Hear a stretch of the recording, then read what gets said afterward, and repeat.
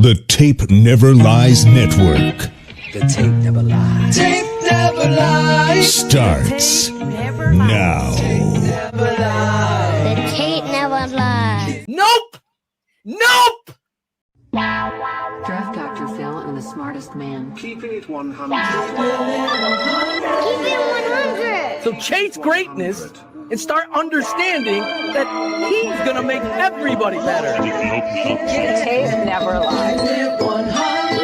I don't want to see your tape breakdowns if you cannot show me things that are negative about a guy that's on your current team. Hashtag chase greatness. Hashtag take that. Keep it 100. Because I'll make this one more time clear. Caden Whitlow, cut it. Keeping it 100. He is the best quarterback I have ever scouted on tape. The Chicago Bears select. Guess who's back? The two dudes that kept it real. Dynamic duo that you love, the smartest man at Dr. Phil. Breaking down the film, never a problem, kick it straight. Most shows focus on stats, we focus on the tape. We keep it in 100, never running east or west. We coming with that truth, cause that's what our fans expect. Cut off the fake and anchor, moving forward to be free. But don't you worry, Shane's got the dumbest tweets. It ain't no secret, Phil and Shane got some haters. But now they're moused up like the Jew and now and latest. Debaters, draws get kicked like Coach Tabor. Cuts had to be made, we added a barber moderator. Up and down, boys got you double checking. Sad sack strolling like a fool drunk texting. Flexing on the truth cause you know they'll never change. Real, recognize real, that's what you get with Phil and Shane. Give me some fucking names. We have 2 fucking games. Fuck a play or a captain, all of the upstairs. The tape never lies, the truth. You see, we laugh, we lie, so there's no babies like Maybelline. Straight to the truth with acumen and facts. We got a stat nerd, but he's not just giving nerd stats. Car crash, big impact like trip sack. Every Wednesday night you got the smartest man Phil back. Now we know you're smiling like a fat kid with fun dip. We're back better than ever and we're keeping it 100. Keep it 100. Draft Dr. Phil and the smartest man. Keeping it 100. Keeping it 100.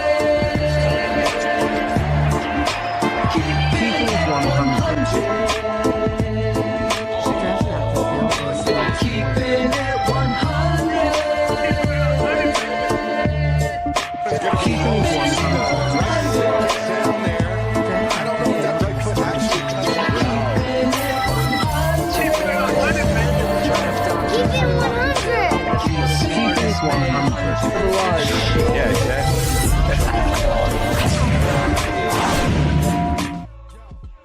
Yo, welcome back to Keeping It 100 on the best 4-letter network on the planet. The tape never lies. It's it. It's here. Just got to go to bed and wake up. Couple more hours, and it's grown man fucking Christmas. Draft is upon us. We got a special Keeping It 100 tonight because we got our boy Cars in the building breaking down the draft. He's going to do his mock draft tonight, so that should be fun. I know Shane's tagging along to, give him shit and grief and mess with him along the way, so that's always a plus. But before we get started, make sure you like, share, and subscribe to the Tape Never Lies Network. Become a patron today, www.thetapeneverlies.com. Check out all the breakdowns that we've been doing. You got guys that have been rumored around the Bears. Well, we broke down the majority of them. Some more on defense, a little on offense, but mainly on defense, I feel like. But hey, it's almost here. But without further ado, let's go ahead and bring the guys you came out to see. Shane, the smartest man, Marsaw, and I got to do this differently. I don't know how to introduce Cars. The man, the myth, the legend. You gotta. Yeah.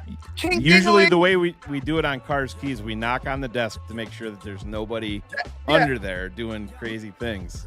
Naperville gets a little bit out of hand sometimes. Let's bring our Cars in the building, baby. Lord Cars is in the house. Your mock draft messiah has arrived. In typical fashion, I have done 6,433,000 variation. I published all of them, so no one could say they were on someone first. Yeah. And let's do it. Yes. Then let me do what I hired to do. I saw Cars already dropped in the comments that he's Gonna draft Carson Beck. I mean, he's a better fit for what Ben wants to do. It makes a lot of sense. He's 6'5" and white. You know, those are really the key things for us here. You gotta love it. And that, I mean, geez, I watched a video clip. I think it was Pelissaro again talking about him sneaking into the end of the first round. So I think we're going to be in store for some fucking fireworks tomorrow night, and I couldn't be more excited about it. It's like Ivan said, it's here. It's grown man's Christmas. We got one more mock draft to go here, and then beyond that, it's fuck the mock drafts until day 2 starts, and then we'll see how that goes. But I'm looking forward to it, man. It's this off season's been it's been a sweet one because we were coming off a run in the playoffs, so we're not used to that. So it made things go a little quicker, but man, it's almost like the NFL draft doesn't exist in Chicago. I mean, I turn on Cap and Hoodie this morning, and the first thing they're talking about is Billy Donovan, and then the day before they were talking about Derrick Rose's injury from 2012, and it's crazy, but it's here. It's finally here. Well, Shane, you got to clarify. Is what here? Are you talking about the NFL draft? Or more importantly, are you talking about your number one fan in the world turning 10 tomorrow? Yes. Is that I think Maisie Carstensen turning 10 is much bigger than this NFL draft. So it is. Yeah. And I don't know if Cars has told her, but she's going to have a knock at that door tomorrow. Maybe. I haven't. We're going to keep. She's going to be happily surprised with what she's going to be receiving. Maybe Mr. Shane will show up for your birthday party. Not really, but we'll see what happens. I sat Angelo. Oh God. Yeah. All right. Well, I'll book a new therapy appointment for her and myself early next week. Happy birthday, Maisie, in the double digits. Absolutely. And boys, stay away. Come back. Already coming to the door, Shane. Come back in 30 years. Oh. Absolutely. So, Ivan Vargas, you survived fight night last night.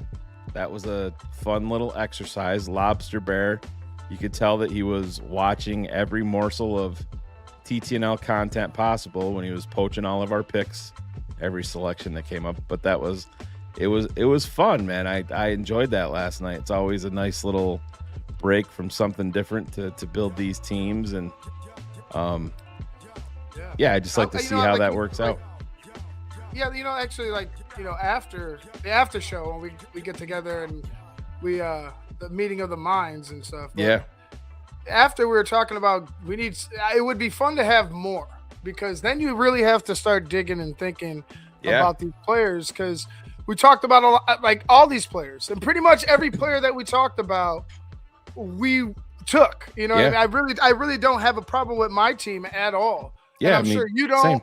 Same with Phil and Lobster Bear. So I would like there to be, I don't know, 12 teams, something like that. We may pull the full-blown okey doke next year. So this is on the table, not to get ahead of us too much. But Phil and Ivan and myself might sit into the background and host the show. It might have a 10 patron free-for-all where they're just going through and building their top rookie roster, and kind of put them on the spot. Let them put their names to it, and that'll give Mike Huff 365 days to make arrangements so he can not pussy out, right? And have his entire Notre Dame team. Yes. Huff and Puff. Huff and Puff. That's the name of his team. I think Phil coined it last night. And real quick, while we're there, shout out to DDP is not here tonight. As you guys know, he talked about it a little bit. Bill has recently lost one of his really close friends to cancer. So the funeral was later on this afternoon. So Bill is just going to take a step back, obviously, with the emotions and that whole situation. I just told him, hey, we'll hold down the fort. Don't worry about it.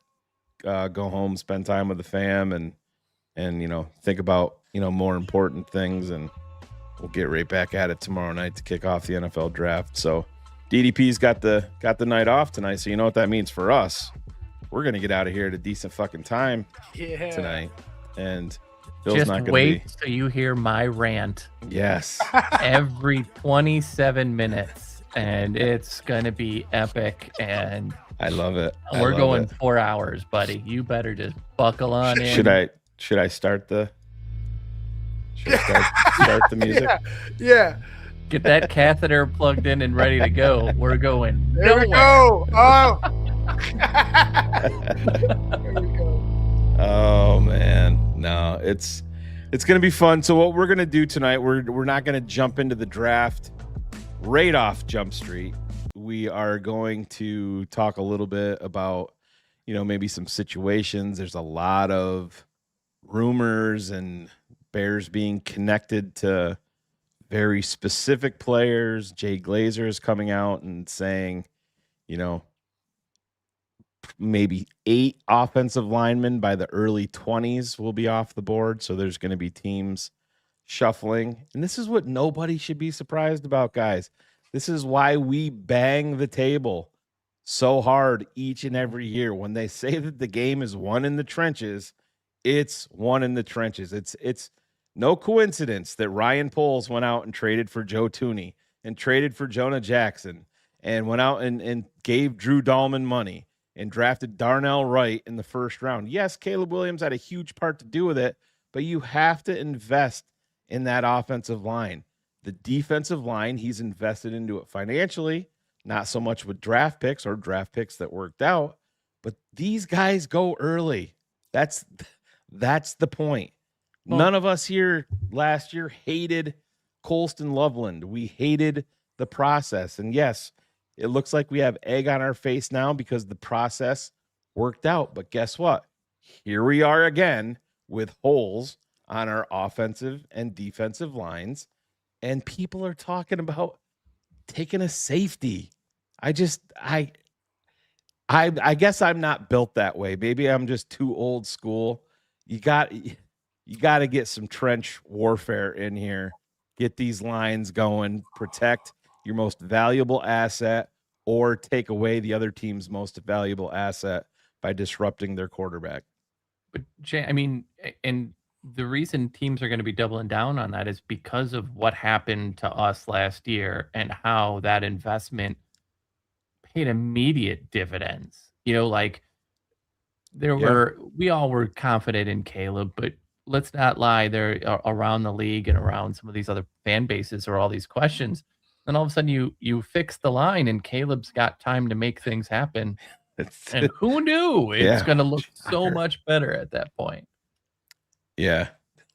Yes, I know, boss. I appreciate it. Yeah, I saw that. Yeah, my tweet from, I think it was from March 15th that went viral. They're finally getting around to getting off their farm animals up there in Wisconsin, ESPN Milwaukee, and addressing my tweet. But this is the new world we live in, that Green Bay fans, Green Bay analysts, Green Bay content creators, and guys from ESPN Milwaukee are scared. That's what this comes down to. This ain't the same old Bears.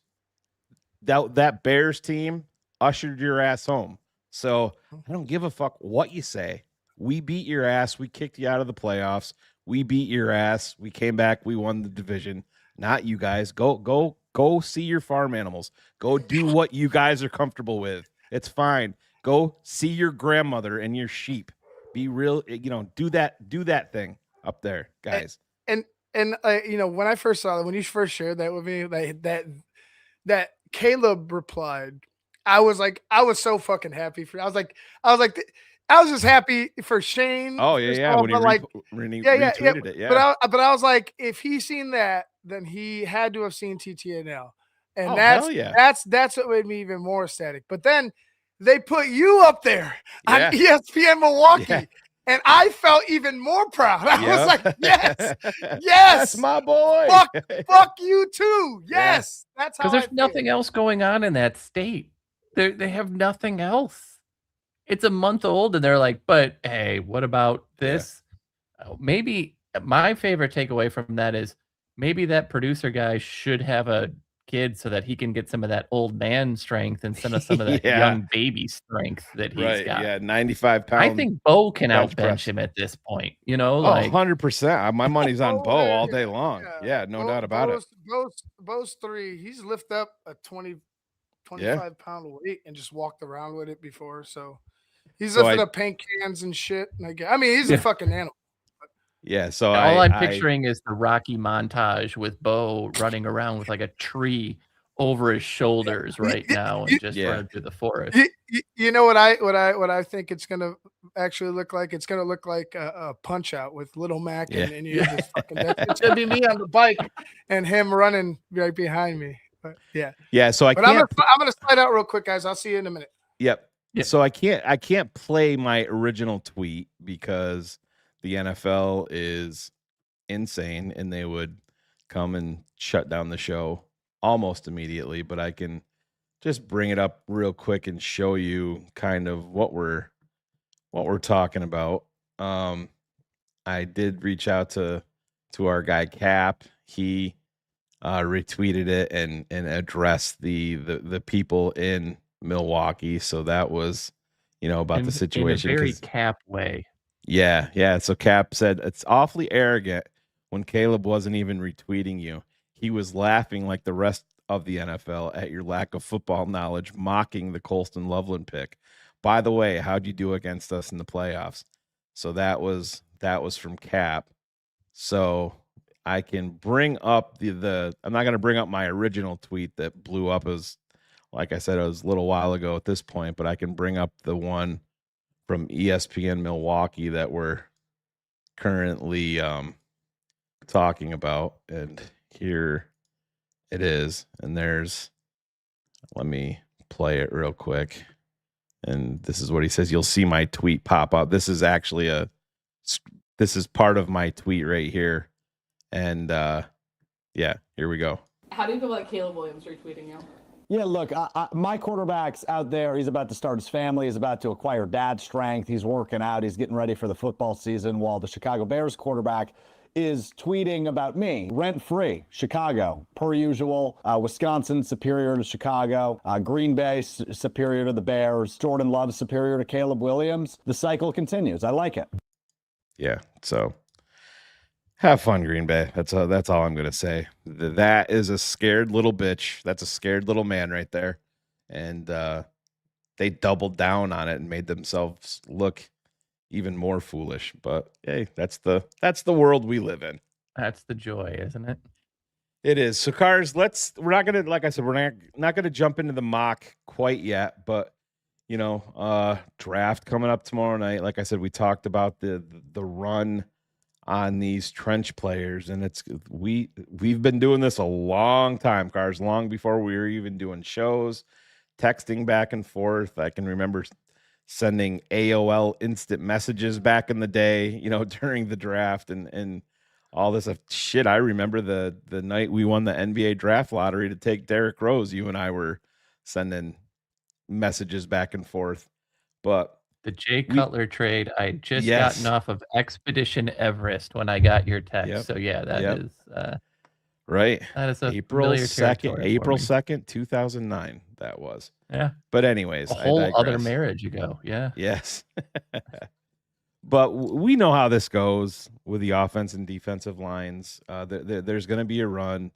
Pass rushers, defensive linemen. That's why I laugh. You and I are both Caden McDonald fans. And, Phil and I were on with Fran Duffy on CHGO After Dark when kind of kicked off their draft coverage. And Fran wasn't as high on Caden McDonald simply because of his pass rush numbers. And I'm like, he's a guy that you can make an impact by disrupting the backfield. He had 9 tackles for a loss. And listen, I understand it because where Caden McDonald would get drafted if he was a pass rusher? He'd be a cinch for the top 5 in this draft, if not top 3 in this draft. So that's what it is. But do the Bears need to stop the run? 100% they need to. That's why I have to laugh. 29th in run defense. Yes. 29th. Yes. That's why I have to laugh at these analysts that just want to dismiss and say it's all about pass rush. Yeah, Caden McDonald would be a day one impact starter for the Chicago Bears, even as a high end run stuffer, and that's what the Bears need. Because you look at defensive tackle, all of the defensive tackles beyond Shamar Turner could be gone, and very likely will be gone next year. So, but it goes beyond that. It's same with edge. Austin Booker's not going anywhere. We'll see what they do with Montez Sweat and what type of year he has. But we've got a motivated Dio, so that's what's really important right now. Can't wait. But Shane, I think part of the fun of that, right, is like Malachi Lawrence, right? He's moving up the draft boards. Yeah, DDP's Lawrence guy. is 7 months younger than Austin Booker. Oh, well, that's the thing. You and I were talking about another guy that's screaming up draft charts, and we can go all the way back to Darnell Wright on this. When you started your mocks back in February, when in the Darnell Wright draft, people were getting him in round 3. Then he moved up to round 2, and then TTNL, we kind of planted the flag first, and then here he is, a top 10 pick in his draft, and you have a guy that, listen, fabulous football player, and I'm going to the secondary here, but you and I and Ryan Cox were just talking about it just a little while ago. People are going to be shocked when they see how high Traden Stukes goes from Arizona, and he's going to be turned 25 years old in September. But this is Jeff King alluded to it yesterday. This is the wonderful world of NIL. Yep. When you have some of these guys that aren't going to get the top end money, of course they're going to cash in college, and they're going to stay longer. So the days there's going to be the top flight guys. When the Bears drafted Tommy Harris, he was 20 years old. I believe Olin Kreutz was a 20-year-old when the Bears drafted him. There's going to be some of those guys still, but there's going to be more and more guys that are 23, 24, even 25 years old as we move along. 26-year-old running back. Yeah, it's crazy, right? Yeah, so it's just that's what NIL has done, and that's how it's changed the game. Yeah, I think it's.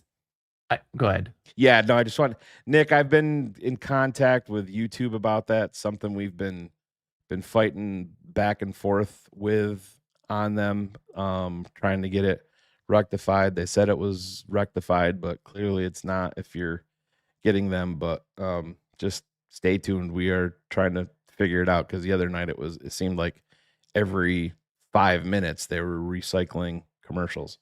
But anyways, go ahead, Cars. No, that's got to be a blast. This year, I think, is going to be absolutely the first year that we're going to see this, and we're going to have to watch this trickle down all the time since. So yeah, Traden Stukes has my favorite bio of he spent 3 years on the inside and then 3 years on the outside. And you're like, wait a minute, that's 6. Holy crap. It's going to be wild. And I think you're going to see more teams take chances and swing bats on younger guys that are falling, like we did on Austin Booker a couple years ago. But this one is going to be, I think, extra wild because there is no certainty. Like, yeah, I don't know how you feel, but like Styles is an intriguing guy, right? I mean, he's got all these measurables, but I feel like we had this guy when his name was Isaiah Simmons all these years ago. Well, that's kind of the way that I'm looking at Arvell way. Reese. I find Arvell Reese overrated in the grand scheme of things. I think the breakdown or the profile on him is way more projection than there should be for a guy that's going to go as high as he is. But, and I understand that there's people that don't agree with it. And there's college football fans that college football, it's not the NFL. It's a whole different bag of tricks. We know that. And I'm not as high on Arvell Reese as others are. And that's fine. I've whiffed on players. I've hit on players, and it's not going to change, today by me saying that about Arvell Reese. But yeah, there's so much. Yeah, there's so much projection. I understand the allure and why surface level fan would be excited about it. You know, a young guy from Ohio State, he looks the part, you know, and I honestly feel like that's why a lot of people were intoxicated by the thought of Justin Fields. You know, he looks like a Marvel superhero when he's got the cleats laced up and was in his Chicago Bears uniform. But you know, you also have to be able to play the football. You have to be able to read the defense. You have to deliver the ball. You have to deliver it with accuracy there's a whole laundry list of things beyond just looking cool and looking the part. And we'll see how that plays out. And The irony of him Dr. Orr, going, yeah, I 100% agree. I would take Anthony Hill over Reese. I would. isn't it ironic though to me because the two potentially worst, like the worst second pick over the last several years, it's definitely the New York Jets and their quarterback pick. It kind of makes sense for this to be the Jets drafting Arvell Reese over someone and kind of potentially falling into that same pitfall again. This is why I love the combine for the weirdest reasons because all of a sudden, what was who was the Eagles player or the guy that Mike Mamula, right? Oh, Mike Mamula, yeah, 95. Mamula, who set kind of the trend. And ever since then, folks have just never learned. You have all these workout warriors, and then you go and you're like, well, where's the production?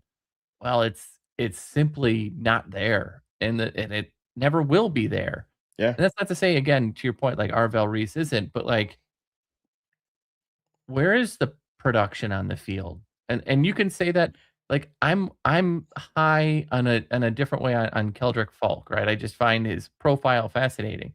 But you can sit down and ask me, well, where is it consistently on tape?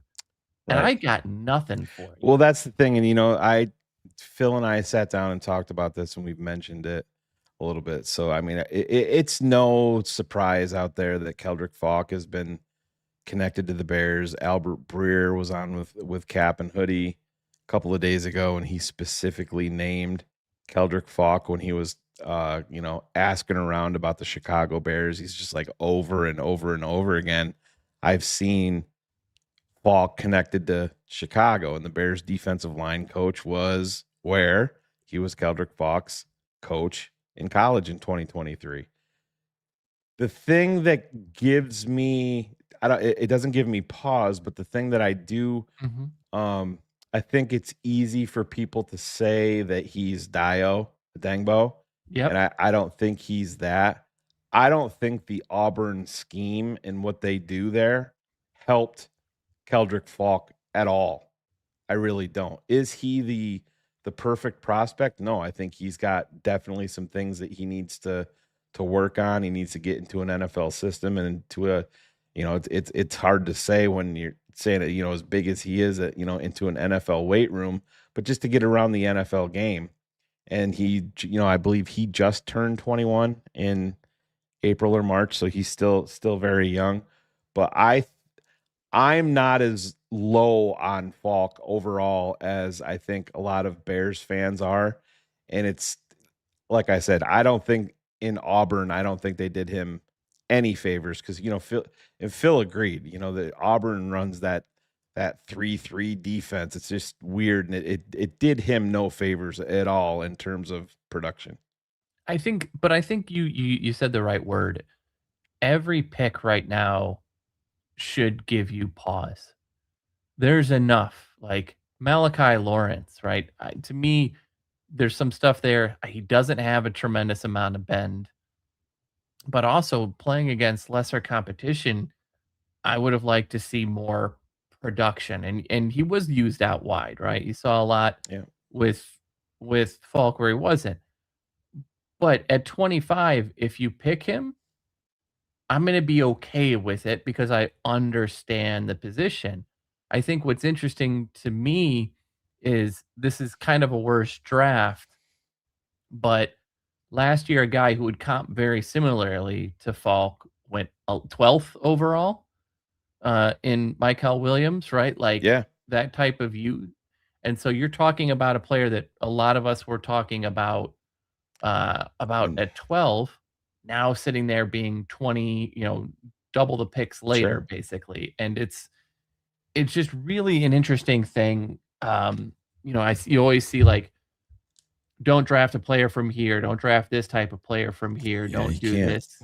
Like none of that always applies, even though Right. I am Remember guilty. the don't draft quarterbacks from USC. That used to be a thing. Don't Yeah. draft Penn State running backs. Well, would you take Saquon? You know what I mean? So it's you can't scout the helmet. It does. I mean, No. don't draft rover players from New Mexico, right? You know what I mean? You just can't do it. You have to look at the tape, just be honest about it. And the biggest thing is when you're breaking these guys down, you can't be scared of going against consensus. Like I said, I know there's a ton of Bears fans that are, like, so when you're talking about Zion Young, I wouldn't be excited about Zion at 25. I can be much more talked into him at 57 because I feel like he's the guy, the classic guy that needs the fucking wake up call. He probably thinks a little bit too much of himself. And it's much like Luther Burden. I don't know Luther Burden, but would Luther Burden have been the same player had he been drafted top 10 and didn't get the wake up call by going 39? I'm not so sure he would have been the same player. And sometimes these guys need that. Well, and it brings us kind of into that fun conversation about, we keep hearing about how there's going to be a run of offensive linemen early. Part of the reason that we ended up with Luther is there was a run on running backs late. Technically kind of early normally for running right. backs last year. And that kind of pushed a whole bunch of them out of the flow. So that's the other thing we have to watch in this draft.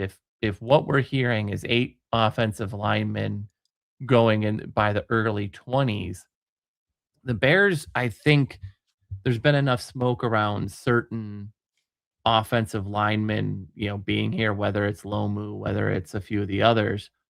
But it could be that they might identify edge as the bigger need, but they will draft a tackle because the difference between the top tackle on the board now and the one afterwards. And you got to remember, they don't pick for another 32 picks? 25 to 57, yeah. Yeah, so another 32 picks that they've got to wait for.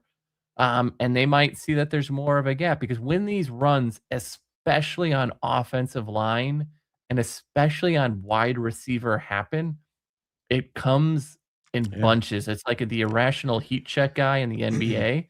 They start nailing threes. All of a sudden, offensive linemen and wide receivers that have no business going come off, and it screws up everybody's board. Everybody's board. And that's what we got to watch.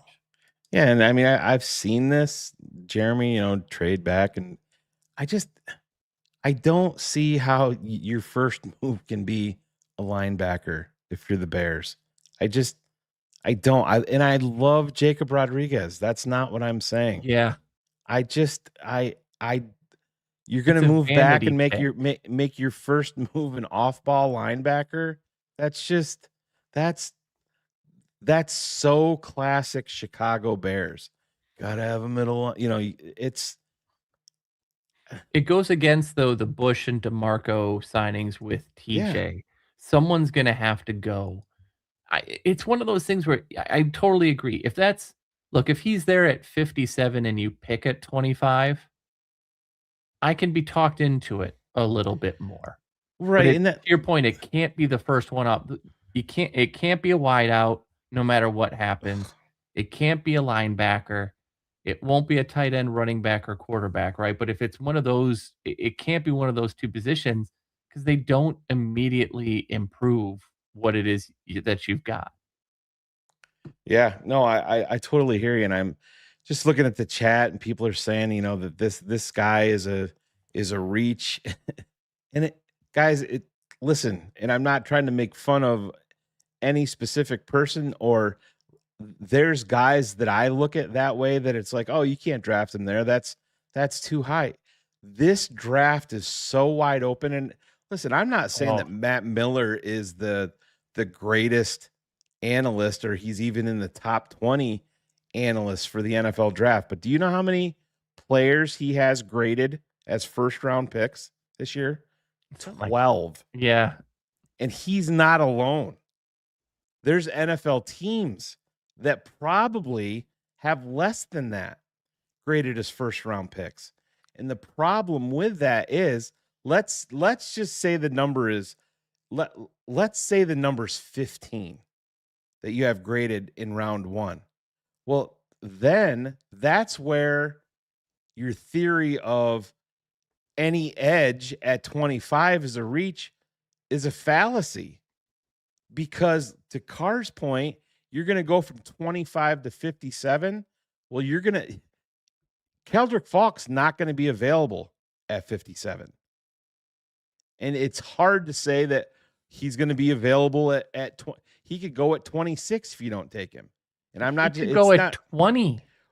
Carr's, you know what I mean? Like so there's a lot of talk that Dallas is trying to get to number 3. That's going to be the big wow moment. Jay Glazer came out and said there's a splashy move that he can't talk about until they're on the clock.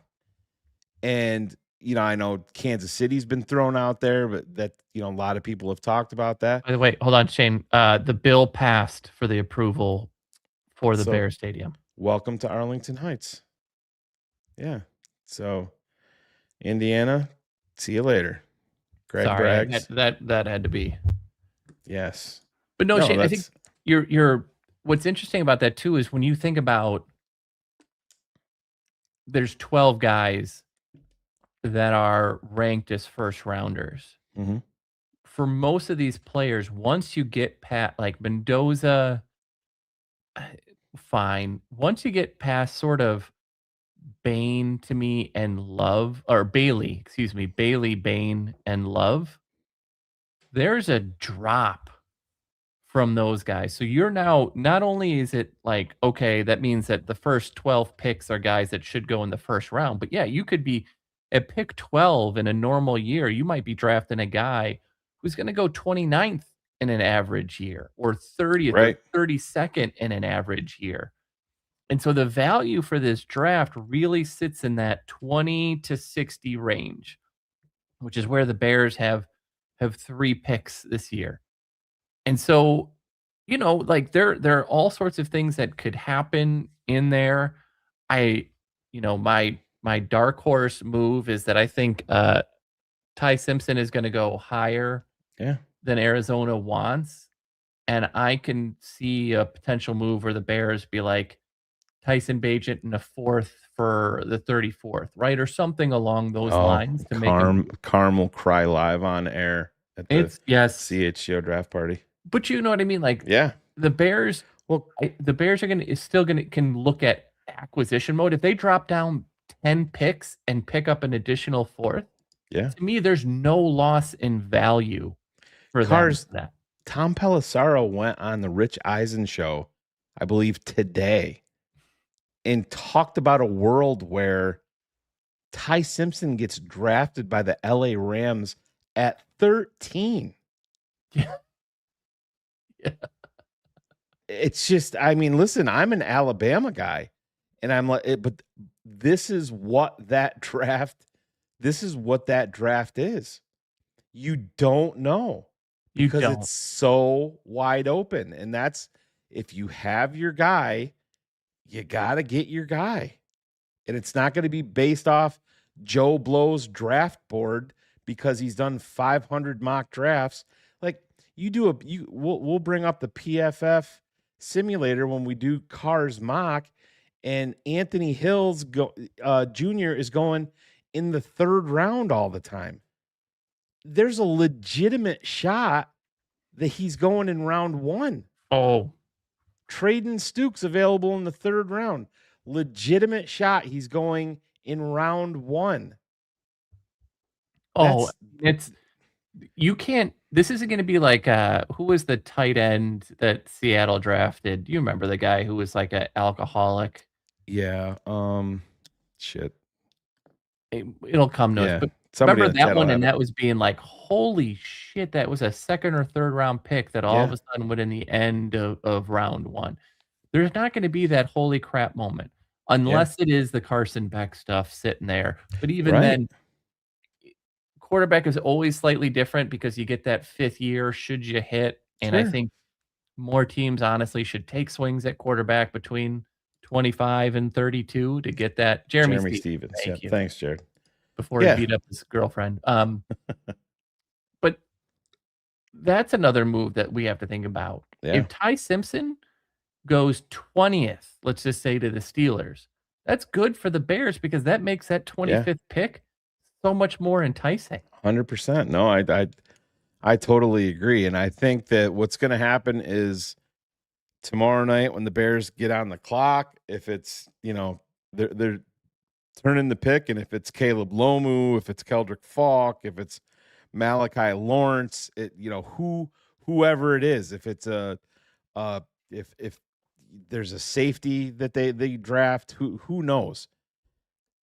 There's going to be people that are pissed off, and it's all going to be based off what they've seen on mock drafts. That's just, and you cannot do it that way. And we should have learned last year after Shadur, right? Shadur 100%. should have been every expert. Mel Kiper was livid, had him in his number 2 pick. Yeah. Over and over again. These guys aren't as plugged in as they used to be. Right. Yeah, and let's be honest too. Like I said, I had Colston Loveland last year as my tight end 1. Was I happy with the pick? No, I wasn't, because I was being honest. My breakdown of Colston was right, I feel like, with where I had him. And that's great. I just didn't agree with the process. And hey, Ryan Poles was right. Ben Johnson was right on that. But you can't continue to dismiss this defense. You can't on the defensive line specifically, because you've overpaid for Grady Jarrett for his leadership, not for his production.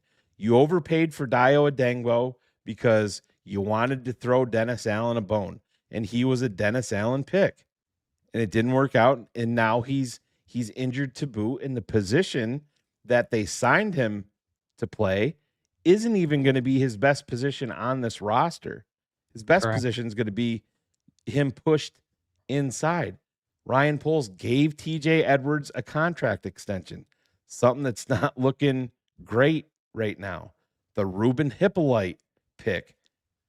I mean, if that was so great, why are you signing Devin Bush and exactly, DeMarco? Cars? And we had a game last year where every one of our starting linebackers were not available that we started the season with. And Ruben Hippolyte, was he active? Was that the Pittsburgh game? He got injured very early. Okay, but there were so many games where he was inactive. Yeah.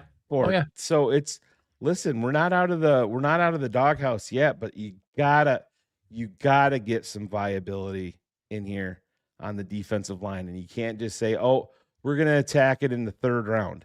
You don't know how this draft is gonna go. You just don't. For me, Shane, and I know you guys have done this a lot. At 25, if it's defense, I want Caden McDonald. If it's offense, I'm good with Latu. Like I feel, or Caleb Lomu. Sorry, he makes the most amount of sense because there's such a dip. And Cars, what would you put the probability that Lomu is available at 25? Before this, I would have said it would probably have been about 50-50. Now it probably feels like 25% he will be and 75% he won't. I agree. But it's trenches are going to go. And so you're talking about that. And I think some of the things that I keep seeing in the chat, and I think it'll be a little bit different with Ben in here, is Caden isn't necessarily the best fit in a DA defense, but I don't think that matters anymore. It shouldn't. It Who was the shouldn't. guy that I used this when on a show at New Orleans that they drafted out of Louisville at defensive tackle? You know who I'm talking about. Yeah. God, I'm old and I can't remember anymore. That's fun, isn't it? But it's, some of their best defenses were because he was there taking up space and doing some of the dirty work in the run game that allowed and set Cam up to go ahead and be free. So I don't think necessarily that they're going to look at Dennis Allen and go like, we're going to draft necessarily just guys that fit your scheme. This is a team to me that is, since Ben has gotten in there, has been, we're going to get the best player. Again, Luther Burden didn't make sense from a number standpoint, from a position standpoint, but he was an upgrade. And they went after him, and obviously you could see how much they believe in him in the DJ Moore trade.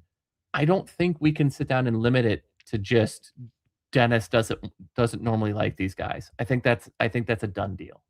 Yeah, and that's the thing too. And that's been my one big thing with DA is, and you guys have heard me say it 1,000 different times, or 1,000 times at this point, is you gotta, to me, my defensive line, it's got to be like you're going to Baskin Robbins and you have 32 different flavors. Yeah. You have to have different guys. You have to, I can remember when the Bears drafted Eddie Goldman and brought him in. That was, different from what we were used to under, Lovey and that whole regime. And then you're bringing in Akeem Hicks, and that's the thing. And a guy like Akeem Hicks took a little bit of time. Not a lot of people realize that he was a draft pick of the New Orleans Saints on his third team. Yeah, and then traded him to the Patriots, and then he came to Chicago, almost went to Detroit over Chicago in free agency,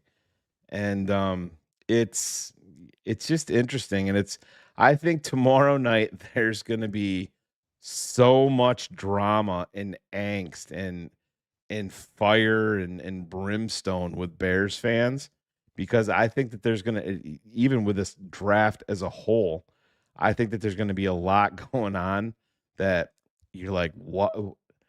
This dude just went 14th. You know what I mean? Oh. I think that's what we have to get prepared for. I really do.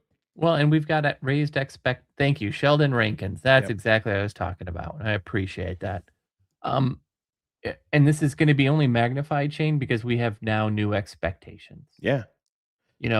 With winning, which is so unusual in this town for this particular team, and with youth at key positions, like especially, and it starts and ends at quarterback, right? Like that's where this fervor over this is going to be even worse because we're a better football team.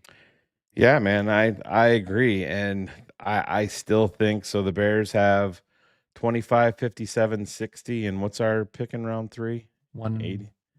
It's 80 something, right? Oh, yeah. I'm thinking about the one after that. But goddamn well, Cars, let's just say that the Bears stick and pick, which I don't. I think that there's going to be movement. If the Bears, let's just say the Bears go Lomu at 25, or the Bears go McDonald at 25, or the Bears go Keldrick Falk at 25. I think the Bears could move up with one of their picks to try to get a second guy that they covet. I don't disagree. I think the way that this is moving now, if Lomu is gone, I feel like Falk would be gone at that point. I feel a lot of the names would be gone.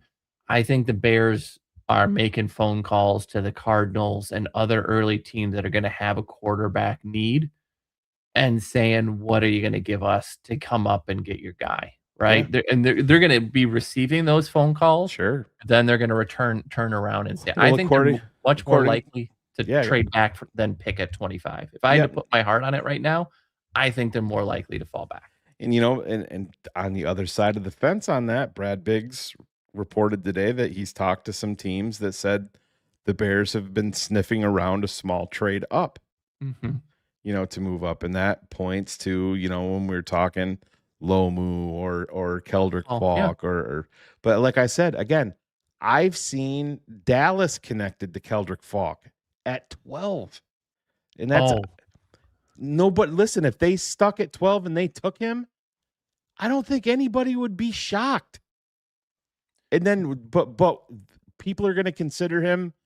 Some Bears fans are going to consider him a reach at 25, or Malachi. It's just it goes hand in hand with any of these guys. This is a different type of draft. Go back and look at 2024, and you just look.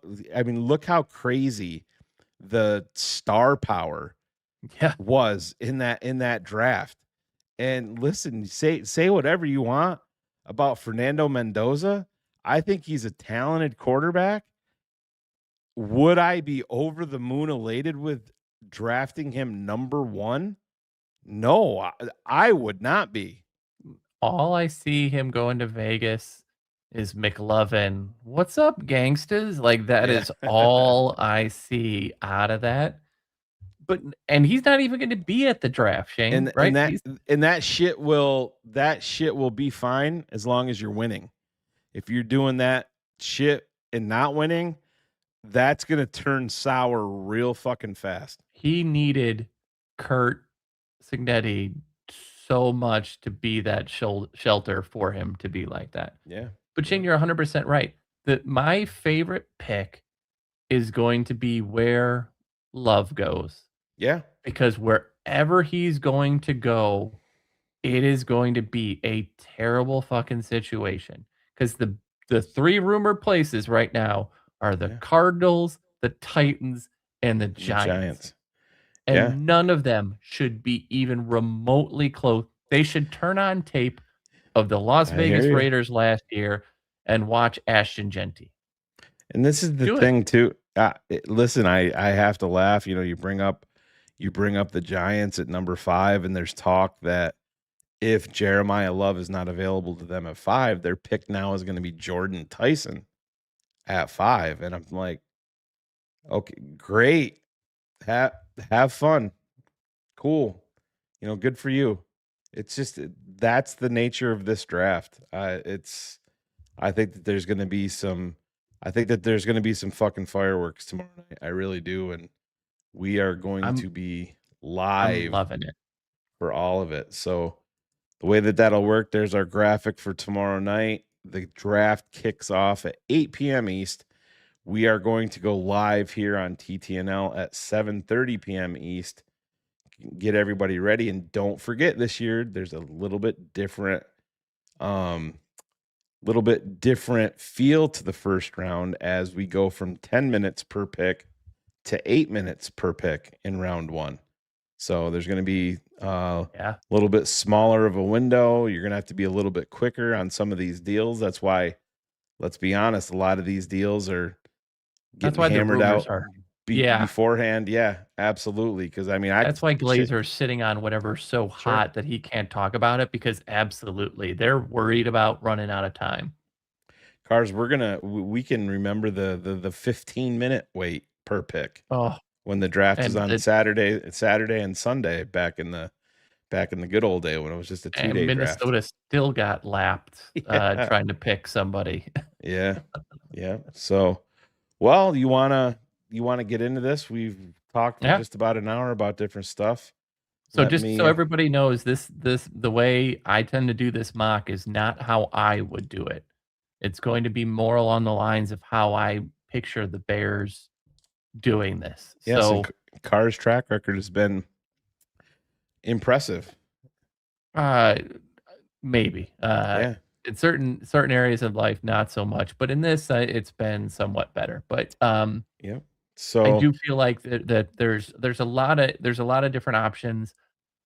I don't see the trade up. I know your point, Shane, about that, and I think they were on the off chance that the guy from Penn State falls or something along those lines.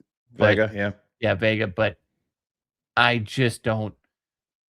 I'm comfortable, and this is one of those ones where it's like, are you wanting to pause? We'll let the picks go slowly, but I just don't see them They can't be giving up a ton of capital, and to move up from like 25 up is going to cost. Let's be honest. It's hard enough to do a mock draft if you're trying to get accuracy, let alone throw in, mock trades along the way. So with that being said, we are going to kick this off, but we're going to do our little live mock intro. So here we go.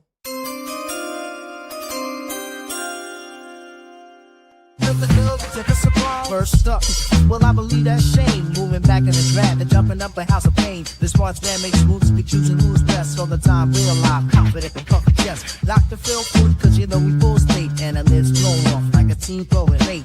Think you be with click a move to take back the fort. Driving better than the guy with promised up the north. Big seat, the form alignment. The big man at the door, dominated on the field. His presence never marred. Probably has bias to the offensive line. Relentless in the trenches, the 10th pick with a fine. The next several seats, but I was up next. With or without the mustache, super producer flex. Cut to tape like a surgeon, the Puerto Rican boy the hour. And we ain't gonna come to the like the city El Dorado. It's a live mock show. So let the big special rich say the bill, this the guard hating. The live mock show. What the take never lies, what the bands took the dopes, and it's a bar. It's a live mock show.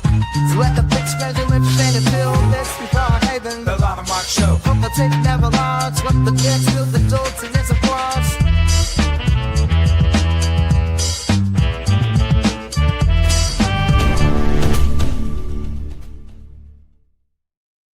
And there we go. Let me switch. I feel like you're so big time.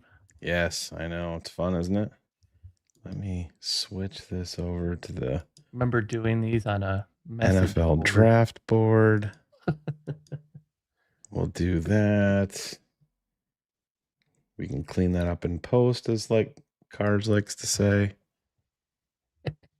All right. Do you want that a little bit bigger, or can you make it? Yeah, that's what she said, but let's make it a little bigger. Actually, let me switch it back to the keeping it 100 one. I think that one was just a little bit easier for me on my end. Hold on.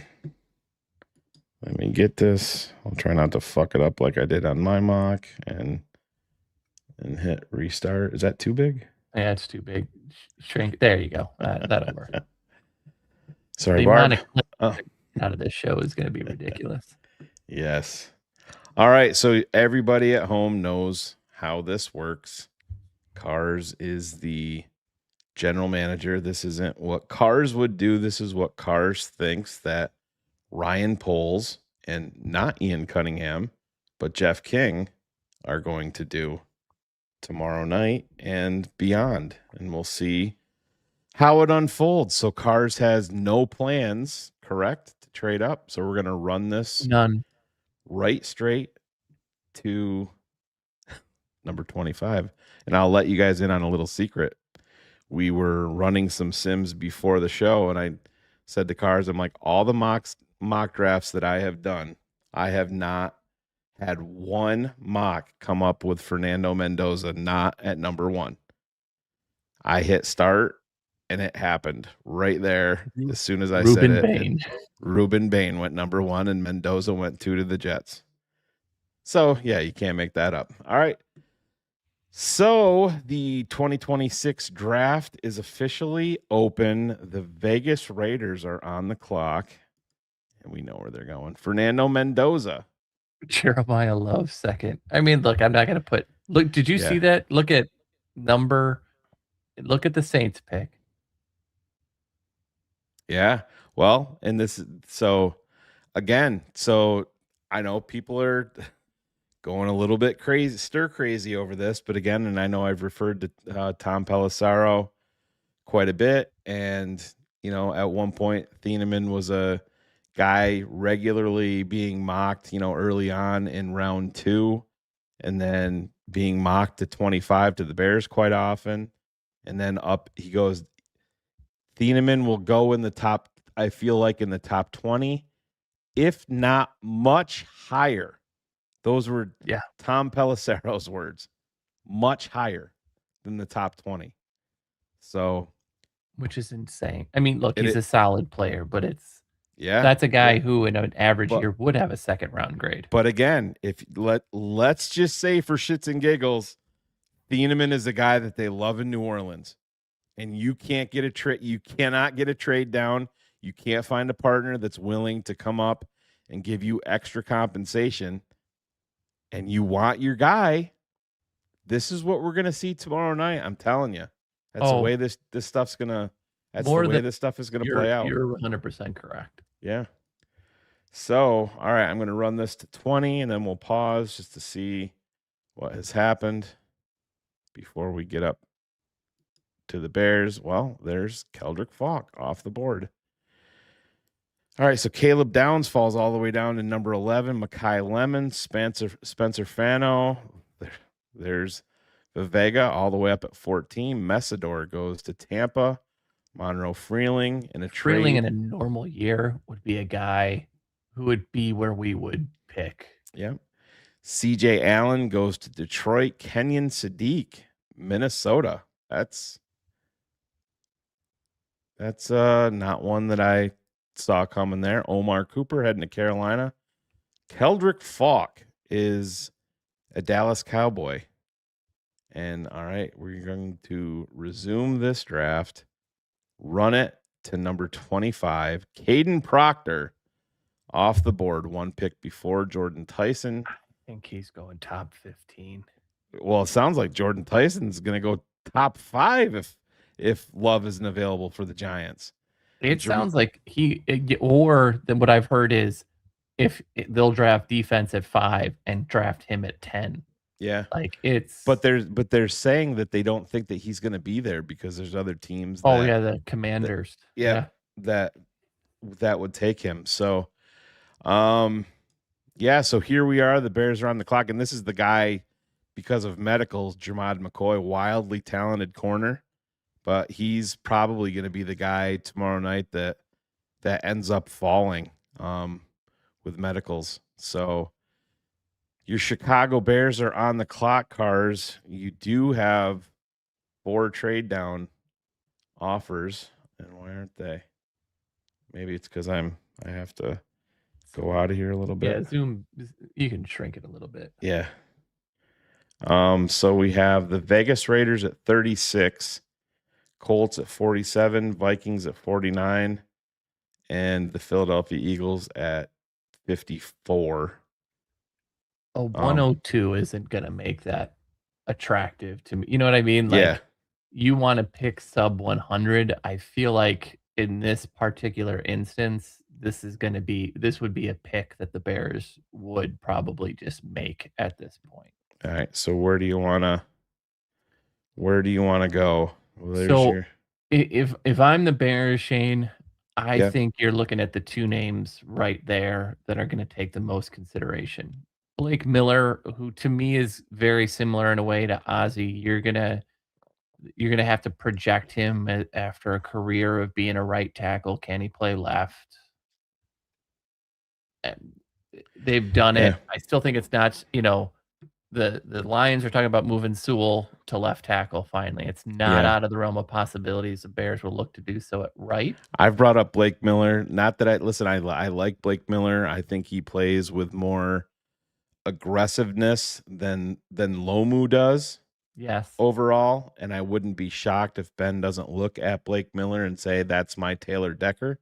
I could see that quite a bit, but again, this is through Carr's eyes what he thinks that the Chicago Bears will do tomorrow night. This isn't what Carr's is going to do. So before you rip my guy apart in the comments, remember this is Carr's mock draft that he thinks that Ryan Poles will do tomorrow night. So yeah, and I mean, if we look at that, McNeil Warren, I think is a guy they'll look at, but it's not something that they pull the trigger on. I think with Howell, there's some concerns, a little bit about arm length and kind of overall fit of like when you're not getting to the quarterback, right? What else are you adding? Can you scroll down a little bit? And we'll go over a couple more names here. TJ Parker, he's another guy that I think it would 100% be in play. I hope not. I hope he's not in play at 25. I know we always say don't scout the helmet. Yeah. But like for me, Clemson edges, whether it's Miles Murphy in Cincinnati or the guy that the Raiders took with the pick, like they Let's be just honest. I don't even think you have to say Clemson edges. I think you can say Clemson defenders. period. That's a Yeah. great point. I do think Caleb Banks, especially with what just happened and like from a medical perspective, how they kind of cleared him and said that he would be ready for team activities. I think Caleb Banks would be in play, but I couldn't do it. I as much as I wanna sit here as me and go that I think that that would be, uh, Caden McDonald, I think at this pick, this would be Blake Miller if the draft went this way. And this is your Ryan Poles pick here. I believe so. You look, left tackle is as much of a you can't count on Braxton Jones. They didn't sign him to be a starter. They didn't sign him to be a spot starter. Mhm. I know there'd been talks about, like, if you draft a guard, do you maybe look at moving somebody outside? It just doesn't seem to add up. Do you think that they would take Miller over Lomu? That's He a is good available. point. No, I think athletically, Lomu fits more of that profile. So because he is available, they just have him a little bit lower. Yeah, I forgot about that. Yep. Lomu's been the name that ties in. My biggest concern with him is he just doesn't have that anger necessarily that you want. He's not a finish. He's a guy that is happy enough getting them blocked, and he just doesn't have that fuck you mentality to be like I'm gonna destroy you. And listen, yeah. it's I don't want to say that can get a little bit overrated, but Braxton Jones has that problem. You know what I mean? It's Darnell Wright doesn't have that issue. Darnell Wright wants to put you through the fucking ground. And that just, to me, that's a trait that I am attracted to with offensive linemen. I don't think you can have enough of that. Can you teach that? Maybe. I know people say that you can. Maybe you can. We'll see. But it's different. The comp here for that for me a little bit, Shane, is kind of more like along a Tevin Jenkins, yeah. but the difference here is I don't necessarily have the doubt as to whether Lomu enjoys football, where it Mhm. was always kind of that question with Tevin. I Yeah. think, you see Wright do more of it because he's found it, especially like early on, he wasn't necessarily doing it as much in the pros, but he's found enjoyment in doing so. And so, yeah, I love that grit. You're absolutely right. But from an athletic profile and everything else, So if you're talking, and when you're talking athletic profile and finisher, are you interested in a Henniker here? I think he has a longer ramp than the other two. I think he's someone that sort of needs a year.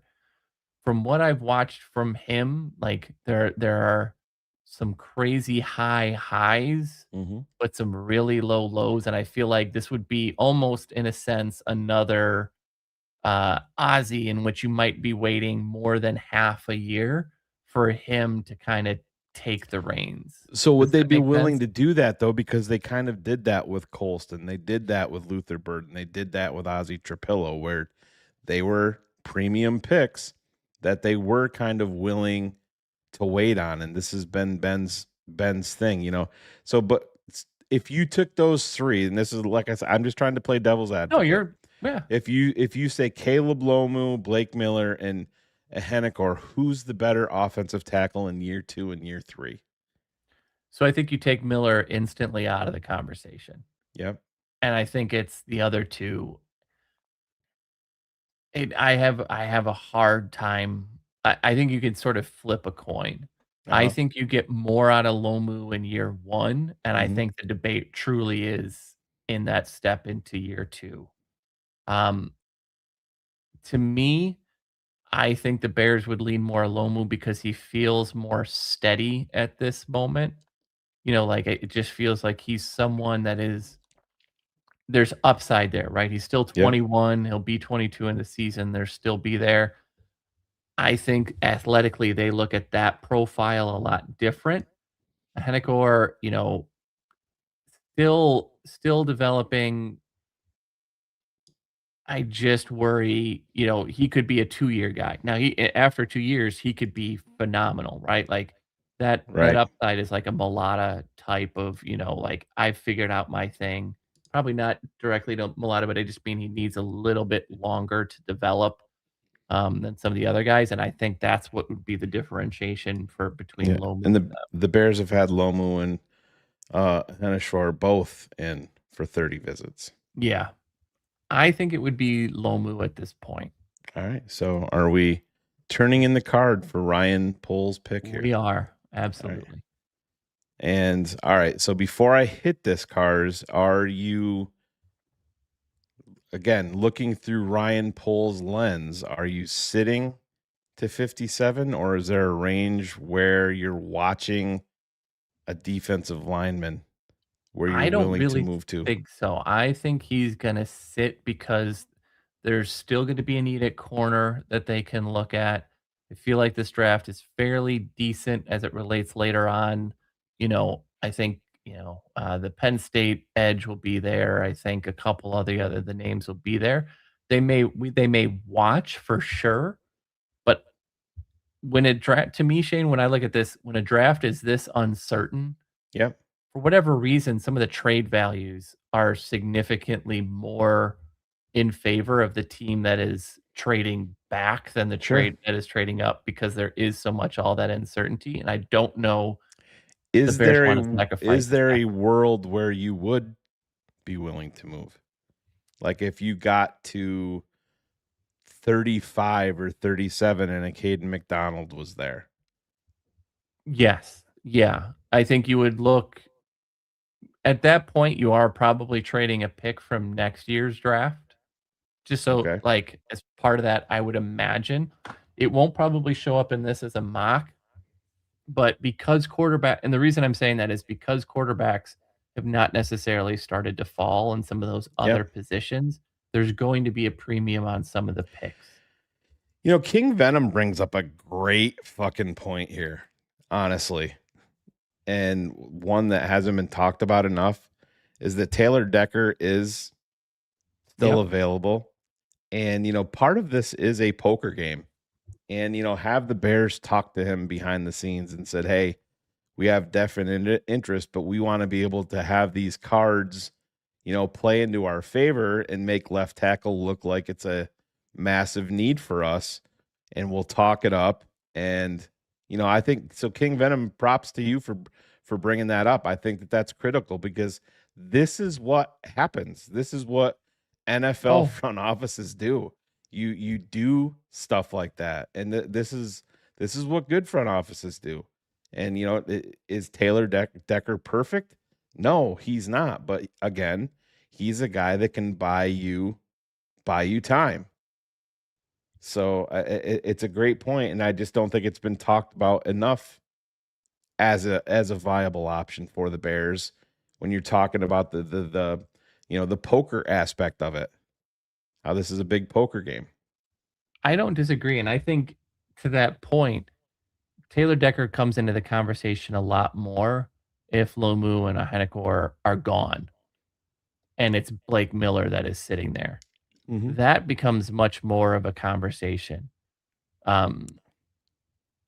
Because I think he's sort of waiting in the wings now because enough teams are waiting to say, like, "Let's get through the draft and see what happens." Yep. I think certain players do play into that, absolutely. But I don't know what you think, but he's gotta be a year-to-year guy. Decker's gonna be a Sure. year-to-year guy from this point out. Yep. Um, Yeah. and I don't think, And not drafting an edge here, I don't think an edge is instantly gonna come in and make this team better. Caden McDonald on a defensive side, if you're truly honest with yourself, is the one that would. The other guys, it's a lot more projection than anything else. All right, so you're running the show here. I'm just hitting the button. So Yep. where do you want Caleb you want me to Lomu run? is Right. So you got that's yeah, I'll do and that. then But run where? it to 35. Okay, perfect. So we're turning it in. Caleb Lomu, offensive tackle, Utah, is coming to Chicago to protect destroyed Caleb by Williams PFF blind side. grades. All right. So we're gonna run this to 35. There he goes, right there. Caden McDonald goes to the Tennessee Titans. You see the little mini run here. Caleb Banks to the Cardinals. KC, we don't need to talk about his last name. Denzel Boston, wide receiver, goes to Seattle. Kristen Miller, the defensive lineman from Georgia, goes to the New England Patriots. There's the tackle that Cars and I were just talking about. Cassius Howell, TJ Parker, Blake Miller. So you see the run right there. And this is what actually happens in the NFL draft, ladies and gentlemen. Tackle, tackle, tackle. You see them come off the board, then edge, edge. Another tackle, another defensive lineman, wide receivers, couple in a row, couple more defensive linemen. And now the Vegas Raiders are on the clock. And Cars, I'm going to turn this back over to you. But There's once Caden goes, I Yep. think you kind of let this ship ride. Okay. All right, perfect. So we're gonna run it right up to 57. So you're like, okay, your call. So we're gonna do it. It's Peter Woods, Colton Hood. So all right. Just gonna stop this at 50. The what? The Detroit. That actually makes sense. That actually does make sense with how old Jared Goff is. So two players that I love here, and Jacob Rodriguez and AJ Halsey off the board. Zion Young goes to Tampa. Gabe Akis, Illinois, goes to the Baltimore Ravens. This is Chris Johnson, this cornerback. Chris, this is a dude that's been connected to Chicago a lot. If you watch the 1920 football drive, there was some, Bears coach there, but it seems like the Bears are very high on Chris Johnson, probably a name that we should all keep in mind. D'Angelo Pons, man, if he was just a little bit taller, this dude's a top 15 talent. Love watching him play. Lee Hunter, Colton Hood, Peter Woods, Caden Peter McDonald. Woods is a guy I think that could fall a little bit there. That sort of tracks. So now we're wondering. I mean, you're sitting pretty decent here so far, but again, this is the NFL draft. We're going to run this to 57, and my guess is you're going to see some defensive linemen, maybe a little mini run here. We'll see how this goes. But are you ready to run it to 57? Green Bay. We'll see where they go. They're probably going to fuck us. The Eagles go Malachi Lawrence. So DDP is throwing things in his studio. Sorry, I've let you down again, DDP. Chris Brazzell, Skylar Bell. So you saw That's the wide receiver. That's what we also talked about, right, Shane? Once wide receivers start going off the board, it goes wide receiver crazy for a little while. That's one of the. It's defensive line, offensive line, wide receiver, corner. There are always runs around those. Listen. I like Malachi Lawrence more than you do, Cars, but I wouldn't. You got a guy right there staring you right straight in the fucking face. I don't know how you feel about him, but I would be excited as a motherfucker. I like him more than I like Lawrence. Our Mason Thomas is just that is the best scenario. So there's Daryl Jackson, I think, is a guy that they will 100% look at later on. Feel like it would be the kid from Iowa State if he had a better motor. Oh, but yeah, I big think, citrus. Yeah. But I really feel like Thomas is. I will go out on a limb and say I will be floored if on Friday night in round 2 we get to 57 and our Mason Thomas is not long gone. I will say that. I can't because I really expect that there's going to be these crazy wide receiver and corner runs. I just nothing that's going to happen here is going to be like, "Oh my gosh, I can't believe it," except when Carson Beck goes like 34th overall. Yeah. And so I mean I think Jared makes a valid point here. Keontae Scott is somebody that again, Keontae is an older player, believe it or not. There's a lot of teams that have him graded as a safety. Yep. And not a cornerback. And don't forget, you're at 57 and you have another pick at pick 60. So you're worried about 2 picks. And the way that I am taking a pass rusher over a corner every single time and twice on Sunday if I have them, close or similar or however you want to phrase it. That's just me. Cars, I don't know.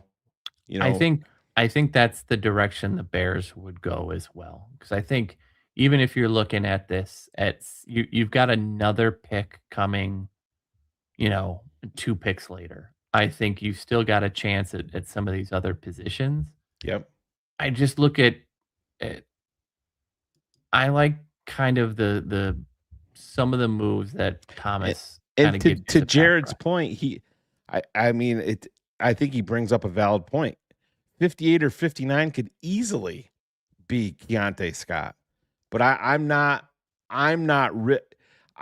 risking the chance of losing R. Mason Thomas or Keontae Scott. That's my thought process because depending on how the Bears look at him, if they have him, graded as a safety or graded as a corner, like I said, I have Kilgore above McNeil Warren on my safety list. Kilgore is so interesting just because he's one of those guys that's like he makes plays, but what is his true position? Is it nickel? Is it safety?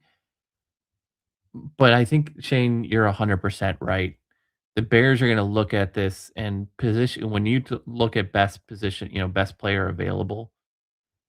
Position does factor in on that. Sure. Premium is on edge rushers. I think if this is the case, the Bears are sprinting to the podium for Thomas at 57 and not looking back. All right. And that's so like Logan disagrees. He doesn't think that the Bears will draft a 6'2" lineman. And again, I just think Logan, I'm going back to what I said, and I think that that's a massive mistake for DA. So if he's 2 inches taller, then he fits your criteria. We went through the arm length thing, and there's people that don't believe. I heard a guy today talking about Reuben Bain that if he fell to Chicago at 25, that you cannot play him at defensive end. You have to make him a defensive tackle in the Bears scheme because of length issues. And I think people get way too caught up in it. And this is why I've been critical of DA, because if that's his thinking, R. Mason Thomas can get after the quarterback. He is an edge rusher that you do not have. He's a different type of guy.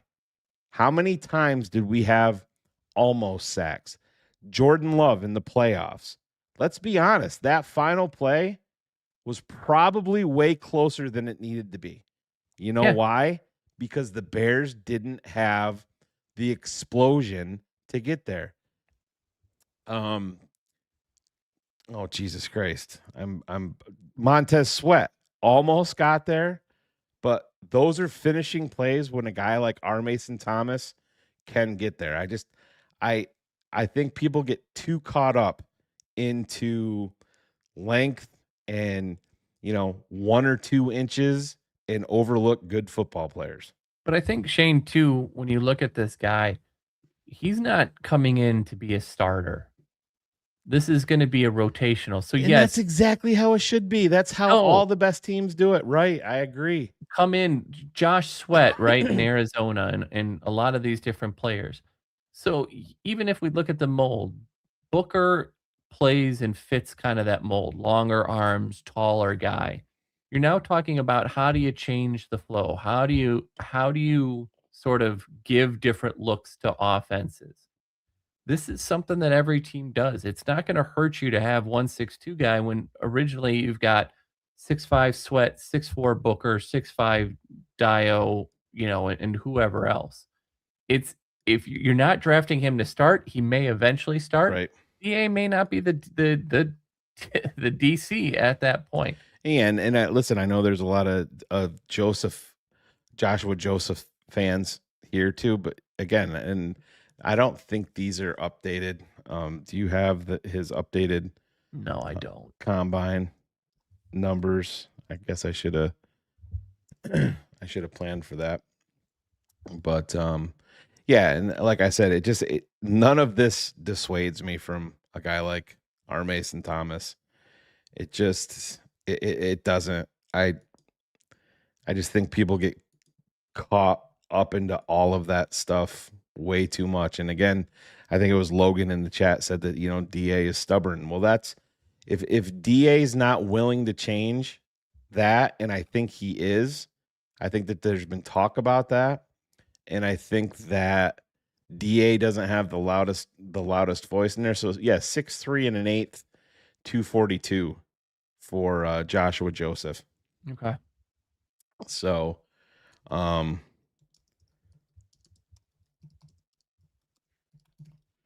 sorry about that. Good. Yeah, so you want to turn in the card there at 57? Done deal? Yes, absolutely. And we'll see maybe Jared Perry's premonition will come true and Keontae Scott will come off the board here in those two picks. It very well could. I mean, we see it all the time.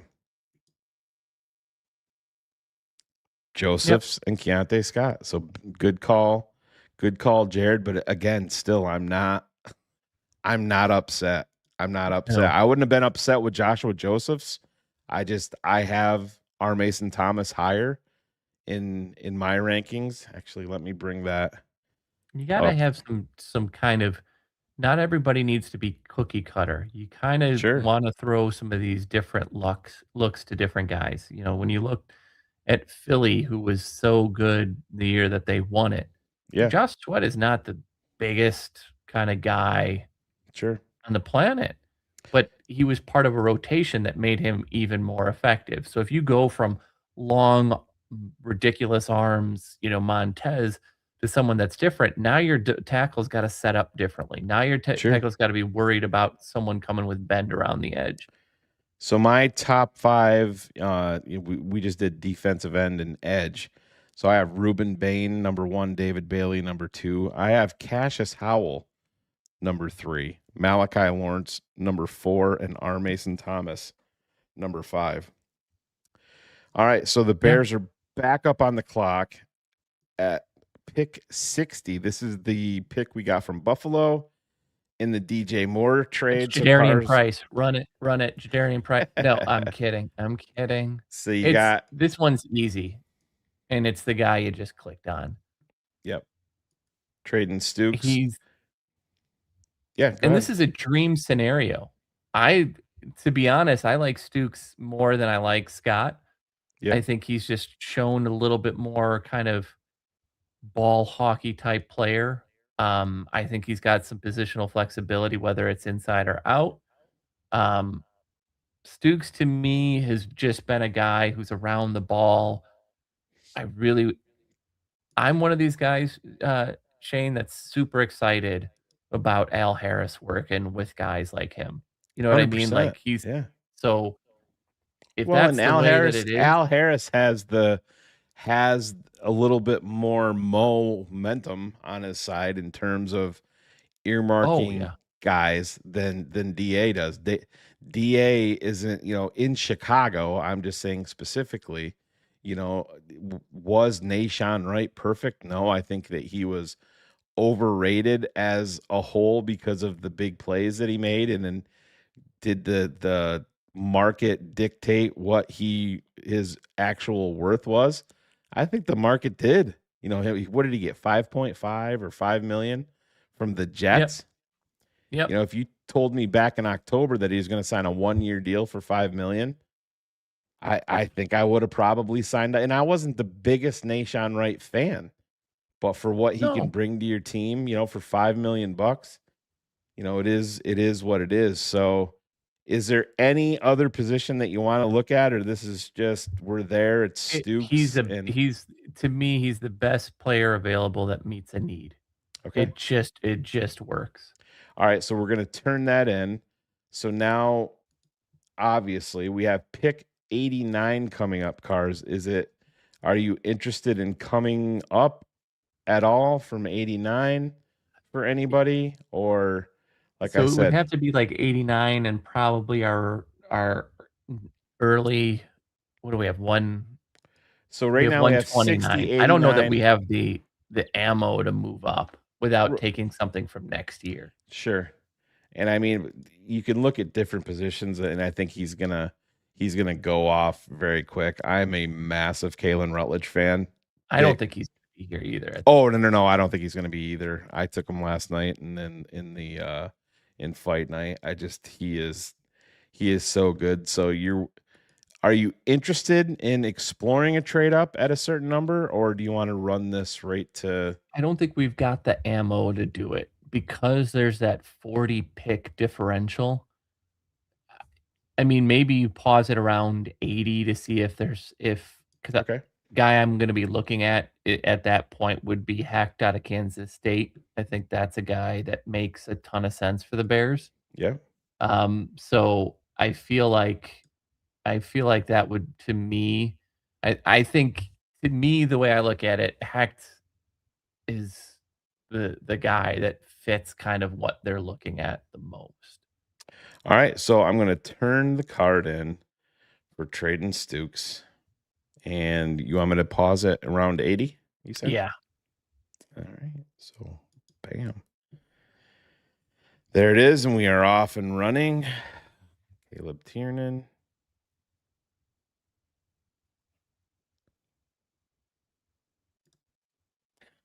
There goes Hacked, of course.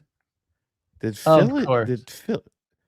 Oh, I guess I looked at that wrong. Or I thought that they took another edge. Took Holton. But so I mean, at this point, I'm assuming you want to run it right Just to let it run. Yeah. Right to 89. Ooh, Anthony L. He's gonna be long gone, but all right, Cars. What are you thinking here, buddy? I think looking at this, I think the two names you saw, Slaughter's up there. I think Overton, even though they've drafted, Overton's another guy that's got some upside, and it's not necessarily he's the class. He's your just to bring up a name, he's not quite as big, but Philip Daniels, more of the power defensive end. I would consider that like a Montez Sweat, right? Montez Sweat is very much a power guy. He's got some more bend there.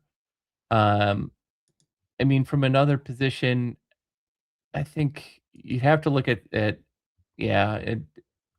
Proctor is someone I think that's intriguing as a later round. Again, as someone I like that. I like McClellan a little bit too, because I feel like McClellan is a guy who does a little bit of everything. Never trust anybody that went to the University of Missouri. Listen. We killed it in that last draft with our least favorite tackle in Membu and Burden. So, but no, I feel like center at this moment. Just remember, Bradbury's only here on technically a 1-year deal. It is not guaranteed that he's going to be here above any of that. I know, from a running back perspective, Claiborne is an interesting guy. Love him. I have him as my number 2 back. My concern with him is just we get so frustrated about some of the. He's got to hold on to the football. Hold the football, and he's one of those guys that'll be like -3, 1, 2, 60, right? And you're like, all right, what is this guy? But I look at this and I just say, for me, Hecht was number 1. I liked Lou a little bit, but you could flip a coin basically for me between Lou and Slaughter. Logan Jones, I like a little bit less than those. I just feel like he's a guy. Yes, he's a little bit older. Yep. It's finesse. It kind of lines up scheme wise a lot like Dahlman did. So I think he makes a tremendous amount of sense. So let me ask you this, and this is like I said again, I'm not Yeah. trying to dissuade you at all. Are you so with this pick, you're essentially saying that Bradbury is one and done? Yeah. Okay. And you couldn't be talked into him being more than that in Chicago? No, I don't think at this point. I think that was a move made out of necessity, especially when they started to see what the free agent prices were, and they didn't want to be left holding the bag. So it's kind of like, it's kind of like the opposite of Taylor Decker, right? Where they've got some flexibility, but center is as we've seen in this town, center's a hard position. Oh yeah, no, to fill. I agree. You do have 3 trade offers, just so you know. So it's Jacksonville at 100, Cleveland at 107, and the LA Chargers at 123. All of those are way too far down to fall to me to get a player like Slaughter. I just feel like you can maybe convince me if it was like 80 or 95 that I could get in on somebody else. But I feel like there's a fall off there very quickly, and it's still a position of need. So I think they would go with Slaughter here. Did you say argue or are you? Jenny Braggs. I was like, what? So the pick is in? We're making Yes, it? the pick is in. Jake Slaughter. Ryan Poles is on the phone with Jake Slaughter and his family right now.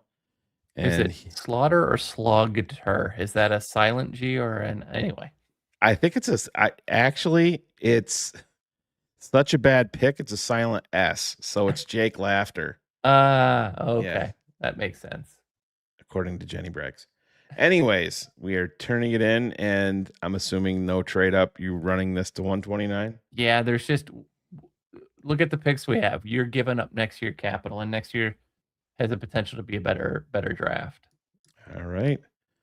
So there it is. We're going to run this to 129, and then they're off.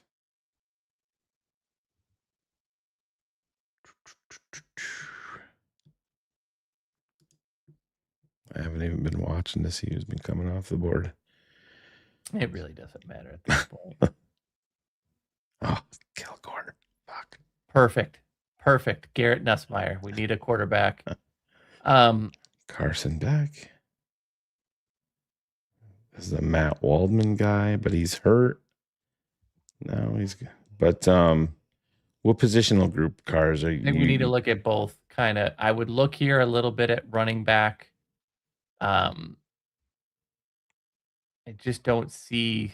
Yeah, like I mean, I have zero problem pulling the trigger on Claiborne at 129. That's me again. No, the reason I said that is because you need that third guy, right? They've been well, and you're planning ahead too, because they're not. DeAndre Swift is not going to get a contract extension here, and then you're moving forward with Claiborne and our rookie from last year out of Rutgers, a none guy. He's just. I know the comparisons to A-Chain are a bit much, but I just feel like he's. What does Ben always say? I like explosive plays. Oh yeah. At this point in the draft, whether it's offense or defense, I don't feel like there's going to be a player outside of the crazy speedy wideout from Florida that's going to give you that type of production. I feel like Claiborne makes a ton of sense because he is that as a weapon. He's going to be your third back. He's not going to be asked to do a ton. This is pick 129. He's not going to be a finished prospect. I think that Claiborne makes a ton of sense here. I think they would look at if defensive line, if McClellan was still there, I think he would be in play. He went a couple of picks above. You do have a trade down to 142 available to you. I mean, but what else are you going to get like that in the 7th? I feel like it just. So they have 142, 144, 184, 194, and 225. Yeah, so you'd have to take what, like 142 and. You could probably trade them 129, 239, and 241 for what, 142 and maybe 144. 184. Let's try it. Let's try it. So do 129 and 239 and 241. So yeah, so that would give you. Wait a minute. Yeah, so you'd be going up to 142. It gives you 142 and 189. Right. Or 184, excuse me. No, because we're at 129. So yeah, we'd be giving them 129. Yeah, it's the values here just don't really line up. Yeah. To me, like it's fine, Yeah, but I mean, I would sit down. Yeah. I think here you kind of sit and you just go, who's a guy that intrigues me and offers me something that isn't on my roster somewhere else? Stribling is gone. I believe didn't he just go not too long ago? Yes, to the Carolina Panthers.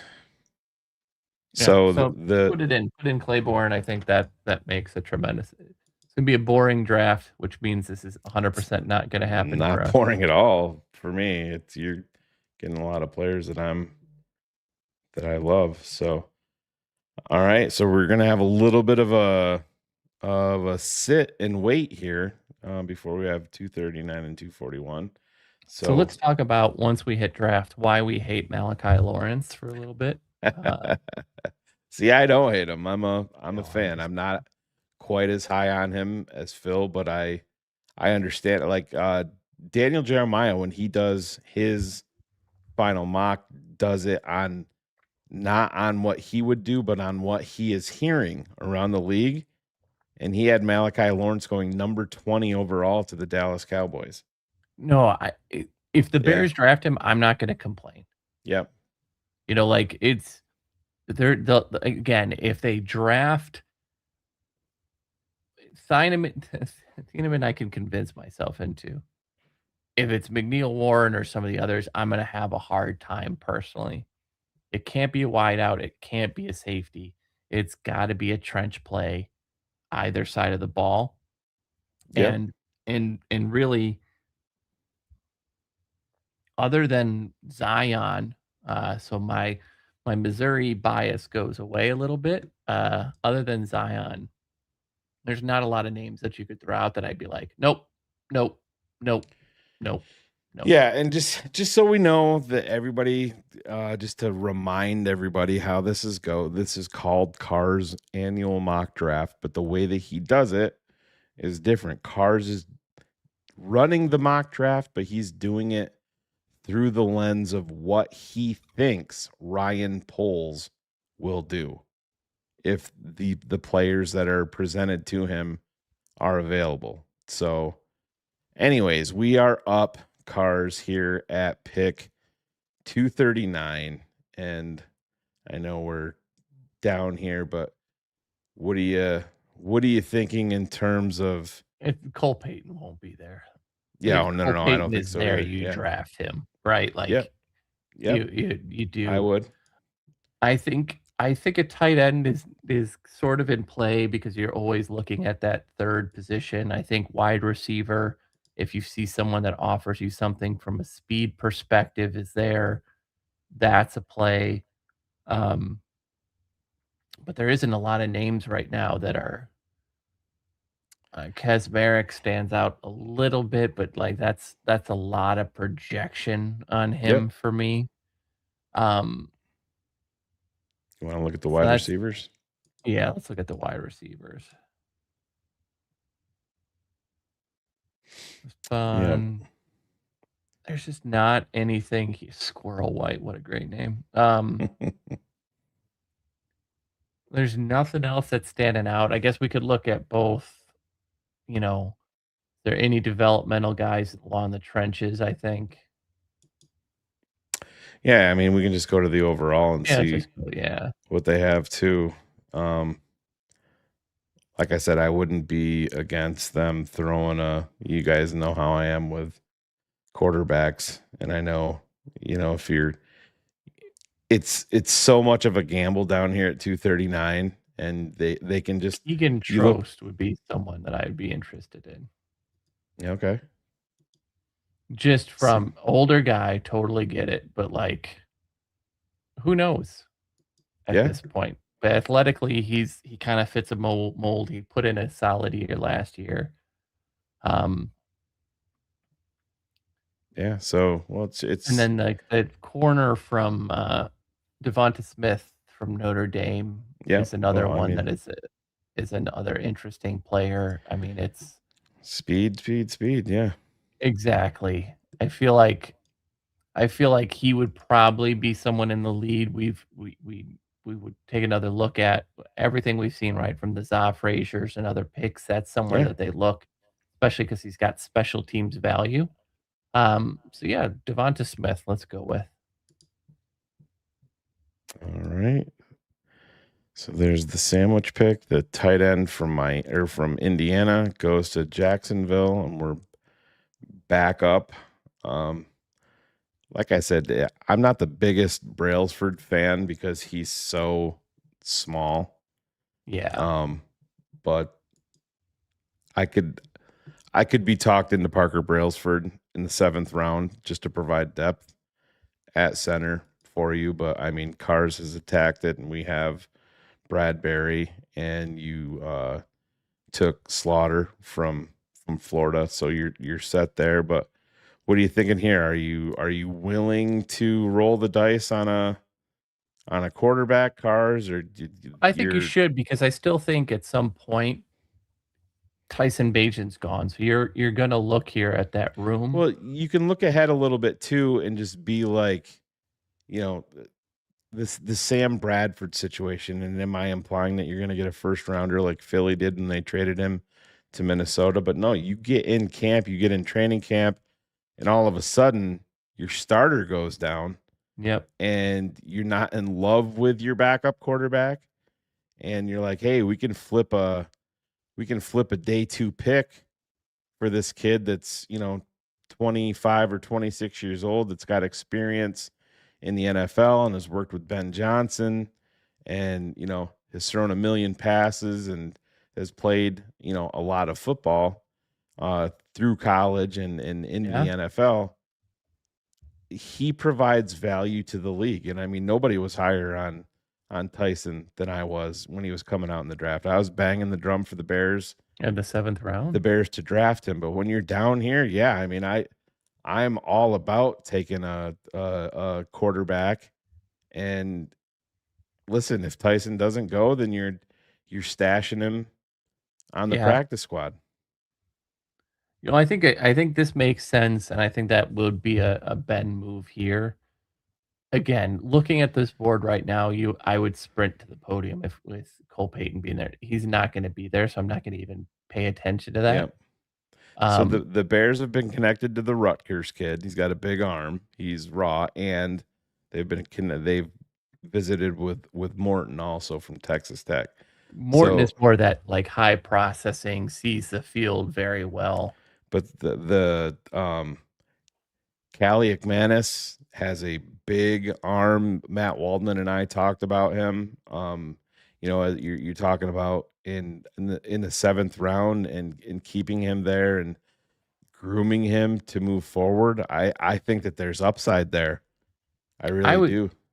Listen, 7th round is traits. Yeah. For most of these guys, it's a singular trait. And if that trait as a quarterback is arm and is teams bet on that all the time. Yeah. That's why, what was the Kyle Bowler? Bowler went so high and never should have. Right. So Sean, I think that the the odds of Bajent being traded during the draft are actually quite low. I think it's going to be something that, happens when training camp. If they're going to move him, would you agree with me, Cars, that that's more of a probability? Or maybe if somebody's interested, maybe it's after the draft when the quarterbacks didn't fall their way. I think it's 50-50 that he could go in the draft, simply meaning because if Ty goes high and then what we hear about Carson Beck happens, these guys are much more scheme dependent.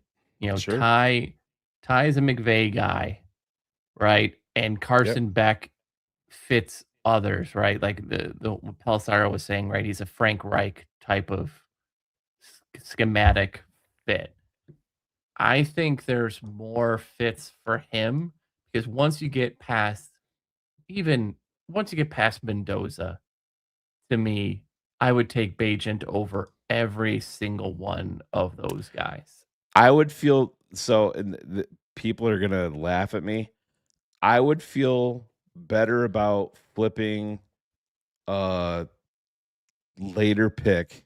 And when I say later, I'm talking, if I was a team, I would feel better about flipping a third rounder if I was a team looking for a quarterback for Tyson Bajent than I would drafting Fernando Mendoza number 1 overall. Just in terms of that's me. I think I'm not as outlandish. I don't think he's a franchise quarterback, Mendoza. But I think you nailed it. His key trait is leadership, and that's only going to take you so far. You got to be able to play 2-6, and you're behind an offensive line that's getting destroyed. And your running back is there, and your wide receivers are getting pissed off, and Bowers is getting pissed off that he hasn't been able to put up. I think he's better than some would think, right? Like it's not the absolute nightmare of a first round pick, but I don't think there's anything wrong in that as a statement. There's not a singular physical trait that he has that you're like, boom. Yeah. That even from a processing standpoint, I don't think necessarily you go, yes, he processes at such a high. That's how Bryce Young went, right? He's like, he processes. Yeah. I don't think you see any of that. His A+ trait is leadership. I don't think you're wrong there.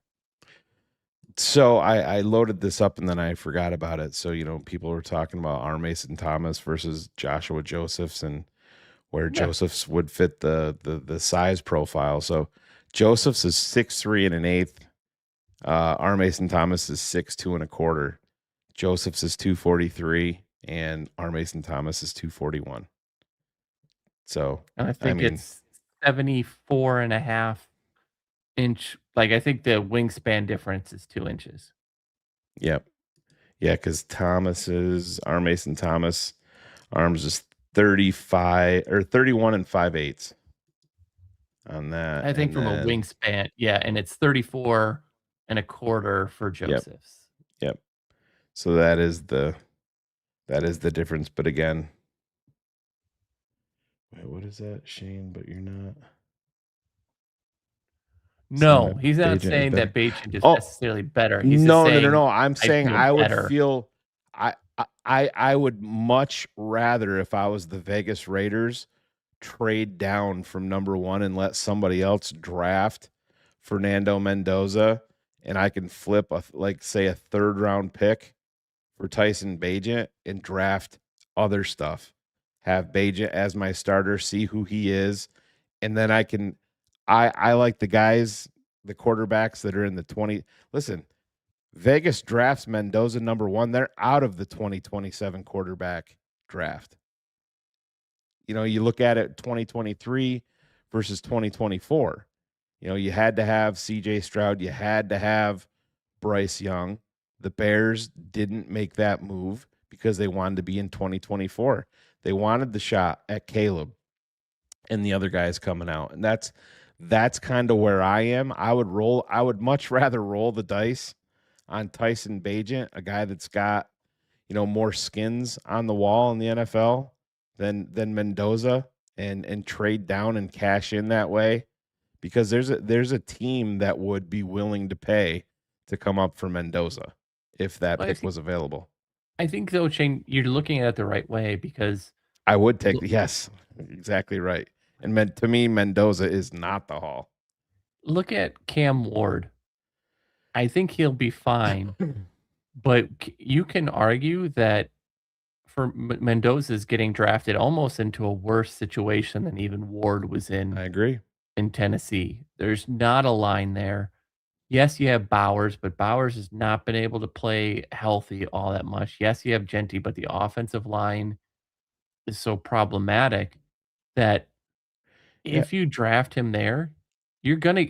It's kind of like what we used to joke about with Saquon, and the whole reason that I'm Sure. against Jeremiah Love going where he is. Not that he's not a player worth it, but these guys are all going to go to teams that don't have the line to do what that player needs them to do. And Hendricks, I don't agree with that. If you trade for Tyson Bagent, he's under a cost control contract. Tyson Bagent, if I'm not happy with him, with how he plays for me in 2026, why would he prevent me from being in the 2027 draft for quarterback? Why? He's at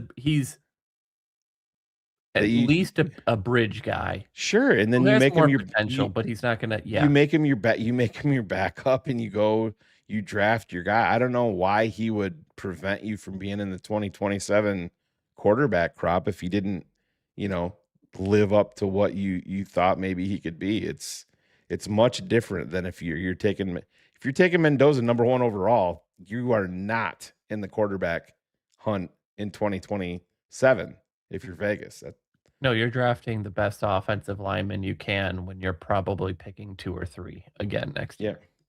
So you're going quarterback here? Have you Yeah, I decided? do the Rutgers guy. I think that the trade of the arm, you take that as a shot there. Yeah. Now give me my F so PFF and Cornelius can both hate me, and we're in a good place. They will get over it. Says you drafted Lomu. You should have drafted McNeil Warren. They gave you a D+, A+ for R. Mason Thomas. Yeah, it's good. It's Yeah, but that's again.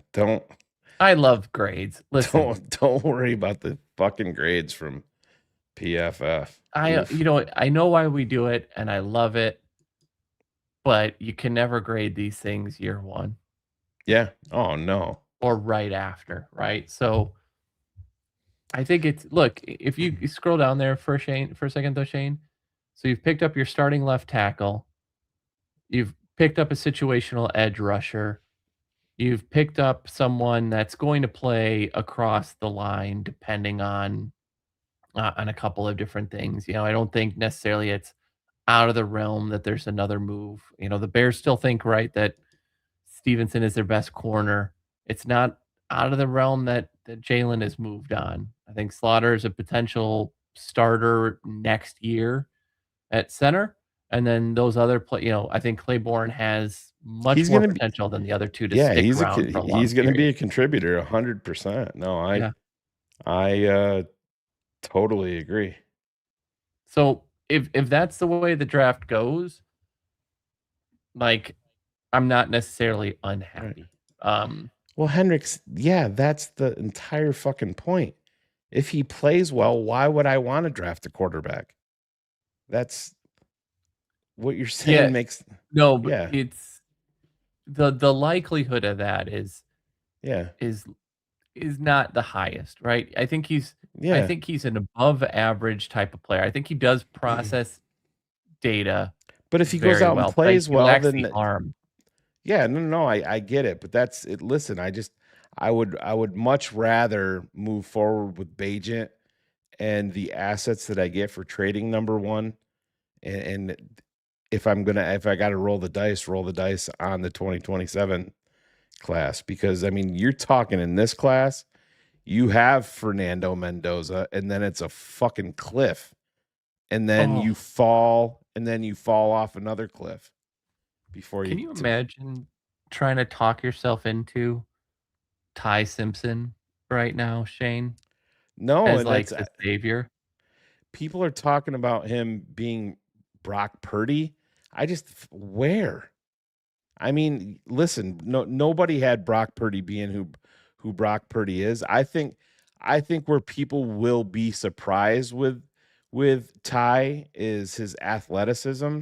He's a much more Yes. of a he's much more of an athlete than people are gonna expect because when But he's he much less of a quarterback. yeah, when he signed on with Alabama, he was, he got that the athlete label.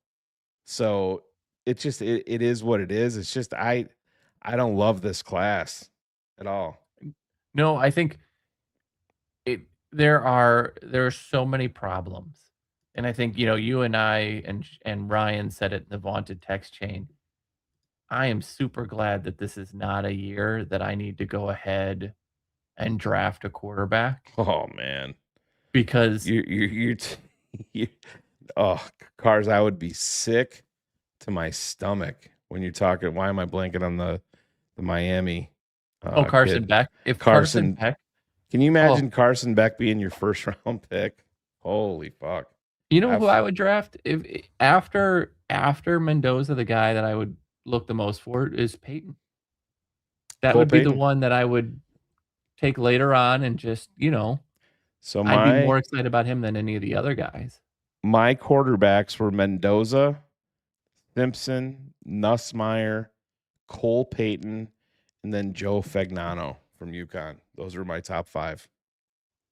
Yeah. And can you throw up Andrew Miller's thing where he says safety there?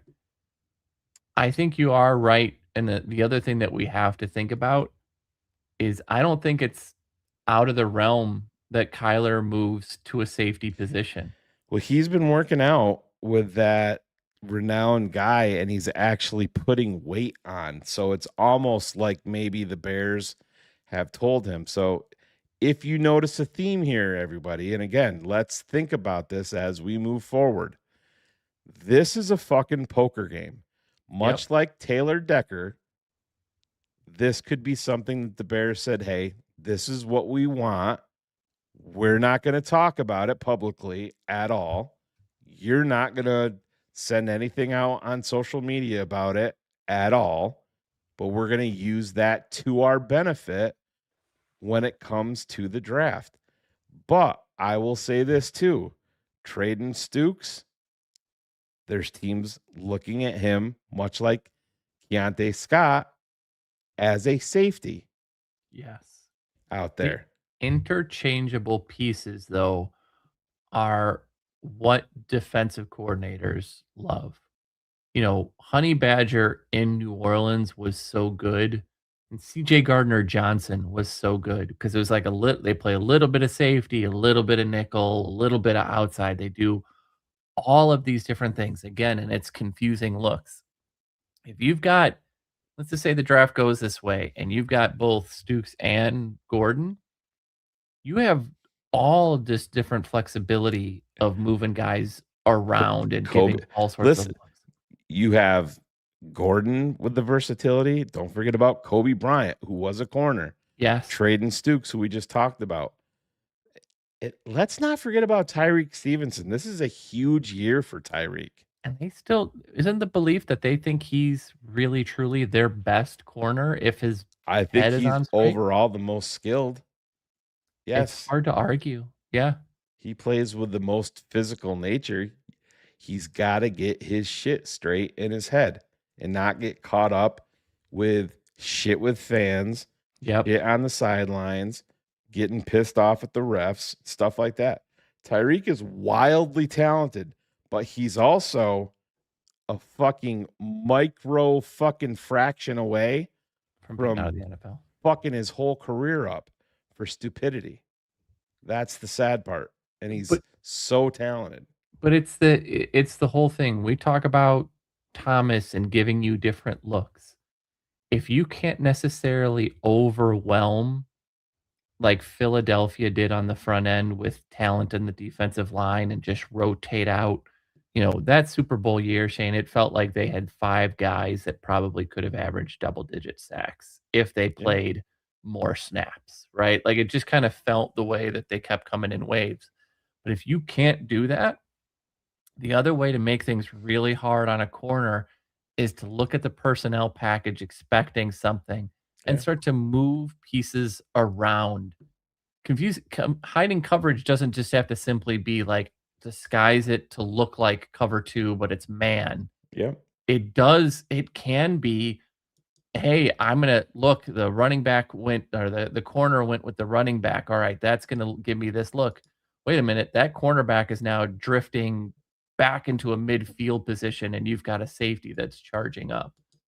I feel like, positional flexibility in the back end goes a long way for what they could do as well. So I agree. So let's just throw this up there one more time before we wrap it up. This is the Cars mock draft, but through the lens of Ryan Poles. Caleb Lomu out of Utah. R. Mason Thomas, the pass rusher, the edge out of Oklahoma. Traden Stukes from Arizona. Jake Slaughter from Florida, the center. Damon Claiborne. I'm a huge fan. I know Matt Waldman is as well. From Wake. Devontae Smith, the corner. And listen, Devontae is a guy that can come in and play nickel for you if Kyler is going to safety. Yep. So again, another way. And then you bring in the quarterback with some upside, just simply based off arm talent. He's got a big arm on him. So I think it's interesting, the way that this works out. And again, if you don't like it, that's fine. Start your own network and do a mock draft live. You'll feel a whole lot better about it. These things are for fun. I think that they're valuable exercises. I don't care what Greg Gabriel says, and he can't block me because he already blocked me. That's fine. But NFL front offices, NFL war rooms are doing mock drafts. They pay hundreds of thousands of dollars to have these mock draft simulators made up that they just keep on going through and over the and amount over of and AI over again. tokens they've all spent doing these Christ. lately has Yeah. been. I mean, look, it's an exercise. While that I think some of the names may differ, most of the names will probably differ by the time this is done. I Yeah. think positionally in the conversations that we had around the positions and the players is exactly what's going to be happening in the team. I think it's clear to a lot of this that this is how the Bears view something. Could it be that they go edge first or defensive line first and Sure. then look at the Northwestern kid in the second round? Absolutely. But if runs start to happen, look, I love the NBA, and I always think of one of my favorite players, a rational heat check guy. Loved the NBA. Go ahead. Yeah, not anymore. But one of my favorite irrational heat check guys was Deion Waiters, right? And Waiters would score Syracuse. Yeah. 40 points 1 out of 10 games. But the fact that he could do it that one time irrationally made him think he could do it every time. So Yeah. what do you see that happens in the NFL? All of these guys. Yeah. 2 tackles go, and one of them goes, let's say like you think that 2 tackles are be gone by 10. Well, now there's 2 tackles and they're gone by 8. Irrationally, general managers panic and they start worrying about moving up and making things happen because yes, it still may end up being that 2 happen in 10, but the 2 actually happen in that top 8, and that throws everything into uncertainty. And these guys get desperate. Remember, it was a couple years ago that Ian Cunningham had to talk pulls out of trading up for Rome. This is not just limited to him. All general managers get desperate and do weird shit. They do. Yeah, and they usually all call Howie Roseman. These are the comments that make me laugh, though. Cornelius is just like, this mock draft won't be anything close what's going to happen. Well, go to Vegas and put down some fucking money, Cornelius, because to talk in absolutes when you're talking about the NFL draft like that, it's it's beyond fucking dumb. I guess is the best way to put it. To talk in absolutes like that, it's the fucking NFL draft. Anything can happen. Cornelius, guess what? You don't know what's going to happen, just like we don't. It's it's the beauty of it. Stop talking in absolutes like you fucking know something. Stop. You're guessing just like everybody else. I'm guessing, but I'm using my guesses based on what we know about the team and the way that we feel that this team is being analyzed. Yeah. And if you look at it with those, what are those needs? Safety, defensive line, offensive line. Across those 3 picks, that's what happened early. Yeah. I just feel like it's what you want to make improvements on defense, Shane. This will be my last long-winded point, but yeah, want to make improvements on defense. But I feel like you don't want to lose the improvements on offense. No, you don't, and that's I'm not going to be surprised when, like I said, let's just say you stick and pick. I'm not going to be absolutely floored if one of the second round picks, Ben's not banging the fucking drum for a wide receiver that he absolutely loves. Do I agree with it? No, I don't. I don't love it. I think you can wait, but would I be shocked if Ben got up there and Malachi Fields was the pick at 57 or 60? I wouldn't be shocked. It's Ben Johnson. Ben's going to get what he wants. And he should. And he should. Right. That's why they paid him all that money. It's just, it is what it is. It's the NFL draft. The only person on the planet that knows what's going to happen is Cornelius. Ask him.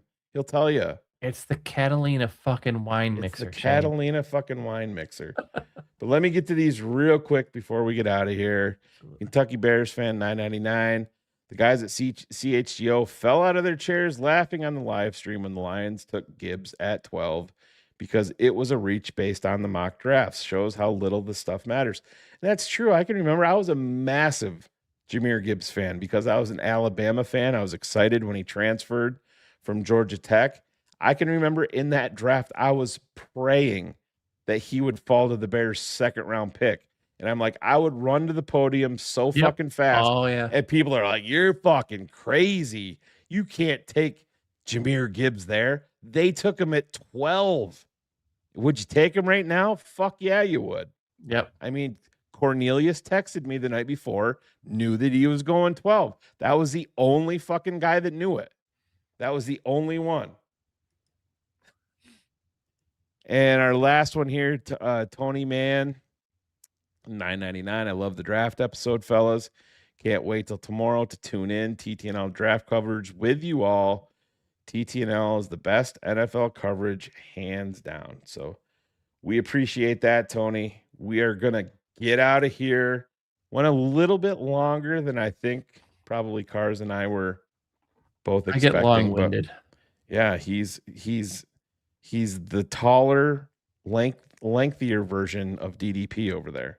My measurables would work so much better in this, for sure. I don't even know what this means. We don't see GM by our names. Yes, that's great. I saw it by Phil Emery's. How'd that work out? It's crazy. Anyways, everybody have fun. We love you guys. We are going to get out of here tomorrow night. It's Christmas. Oh, that was the wrong one. We're going to get out of here, like I said. I'm sorry about that, Cars. Where did my backgrounds go? We don't need a background. There we go. We're going to get out of here. We are going to try to figure out what the Bears are going to do with the first pick tomorrow night. Can't wait. We will see you all then tomorrow, 7:30. We will go live. We'll see you then. with the announcement of the first pick of the night. With the first pick. Under pressure, set. First pick. All right, so Malachi Lawrence. First pick. With the First pick. First pick. First pick. With the first pick. First pick. Yeah. First pick. With the first pick. With number 25, really I am not picky, but with 3 picks sitting in the top 60, you better do the math, it better start to add up, you better not leave without a motherfucking pass rush. Build trenches, dogs, need those, enough Craigs need to add a couple Debos, 3 tech, got a tech, beast mode, a couple edges or the kid from Toledo, McNeil won the D, sort of a need for us, a retool for the champions of the North, we put the blueprint down, now we build on it. Green Bay wanna smoke and we still want it. Detroit under reconstruction. Minnesota trying to get saved by a munchkin. Last year's good, got better, and the best part, this is phase 1. Cheers to a fresh start. First pick. First pick. I mean, he gives a great right tackle, turns him around. Metador gets that first pick. With it. Wow, what an effort! First pick. First pick. Stand inside the back outside. Get that arm over your turn. First pick. First pick.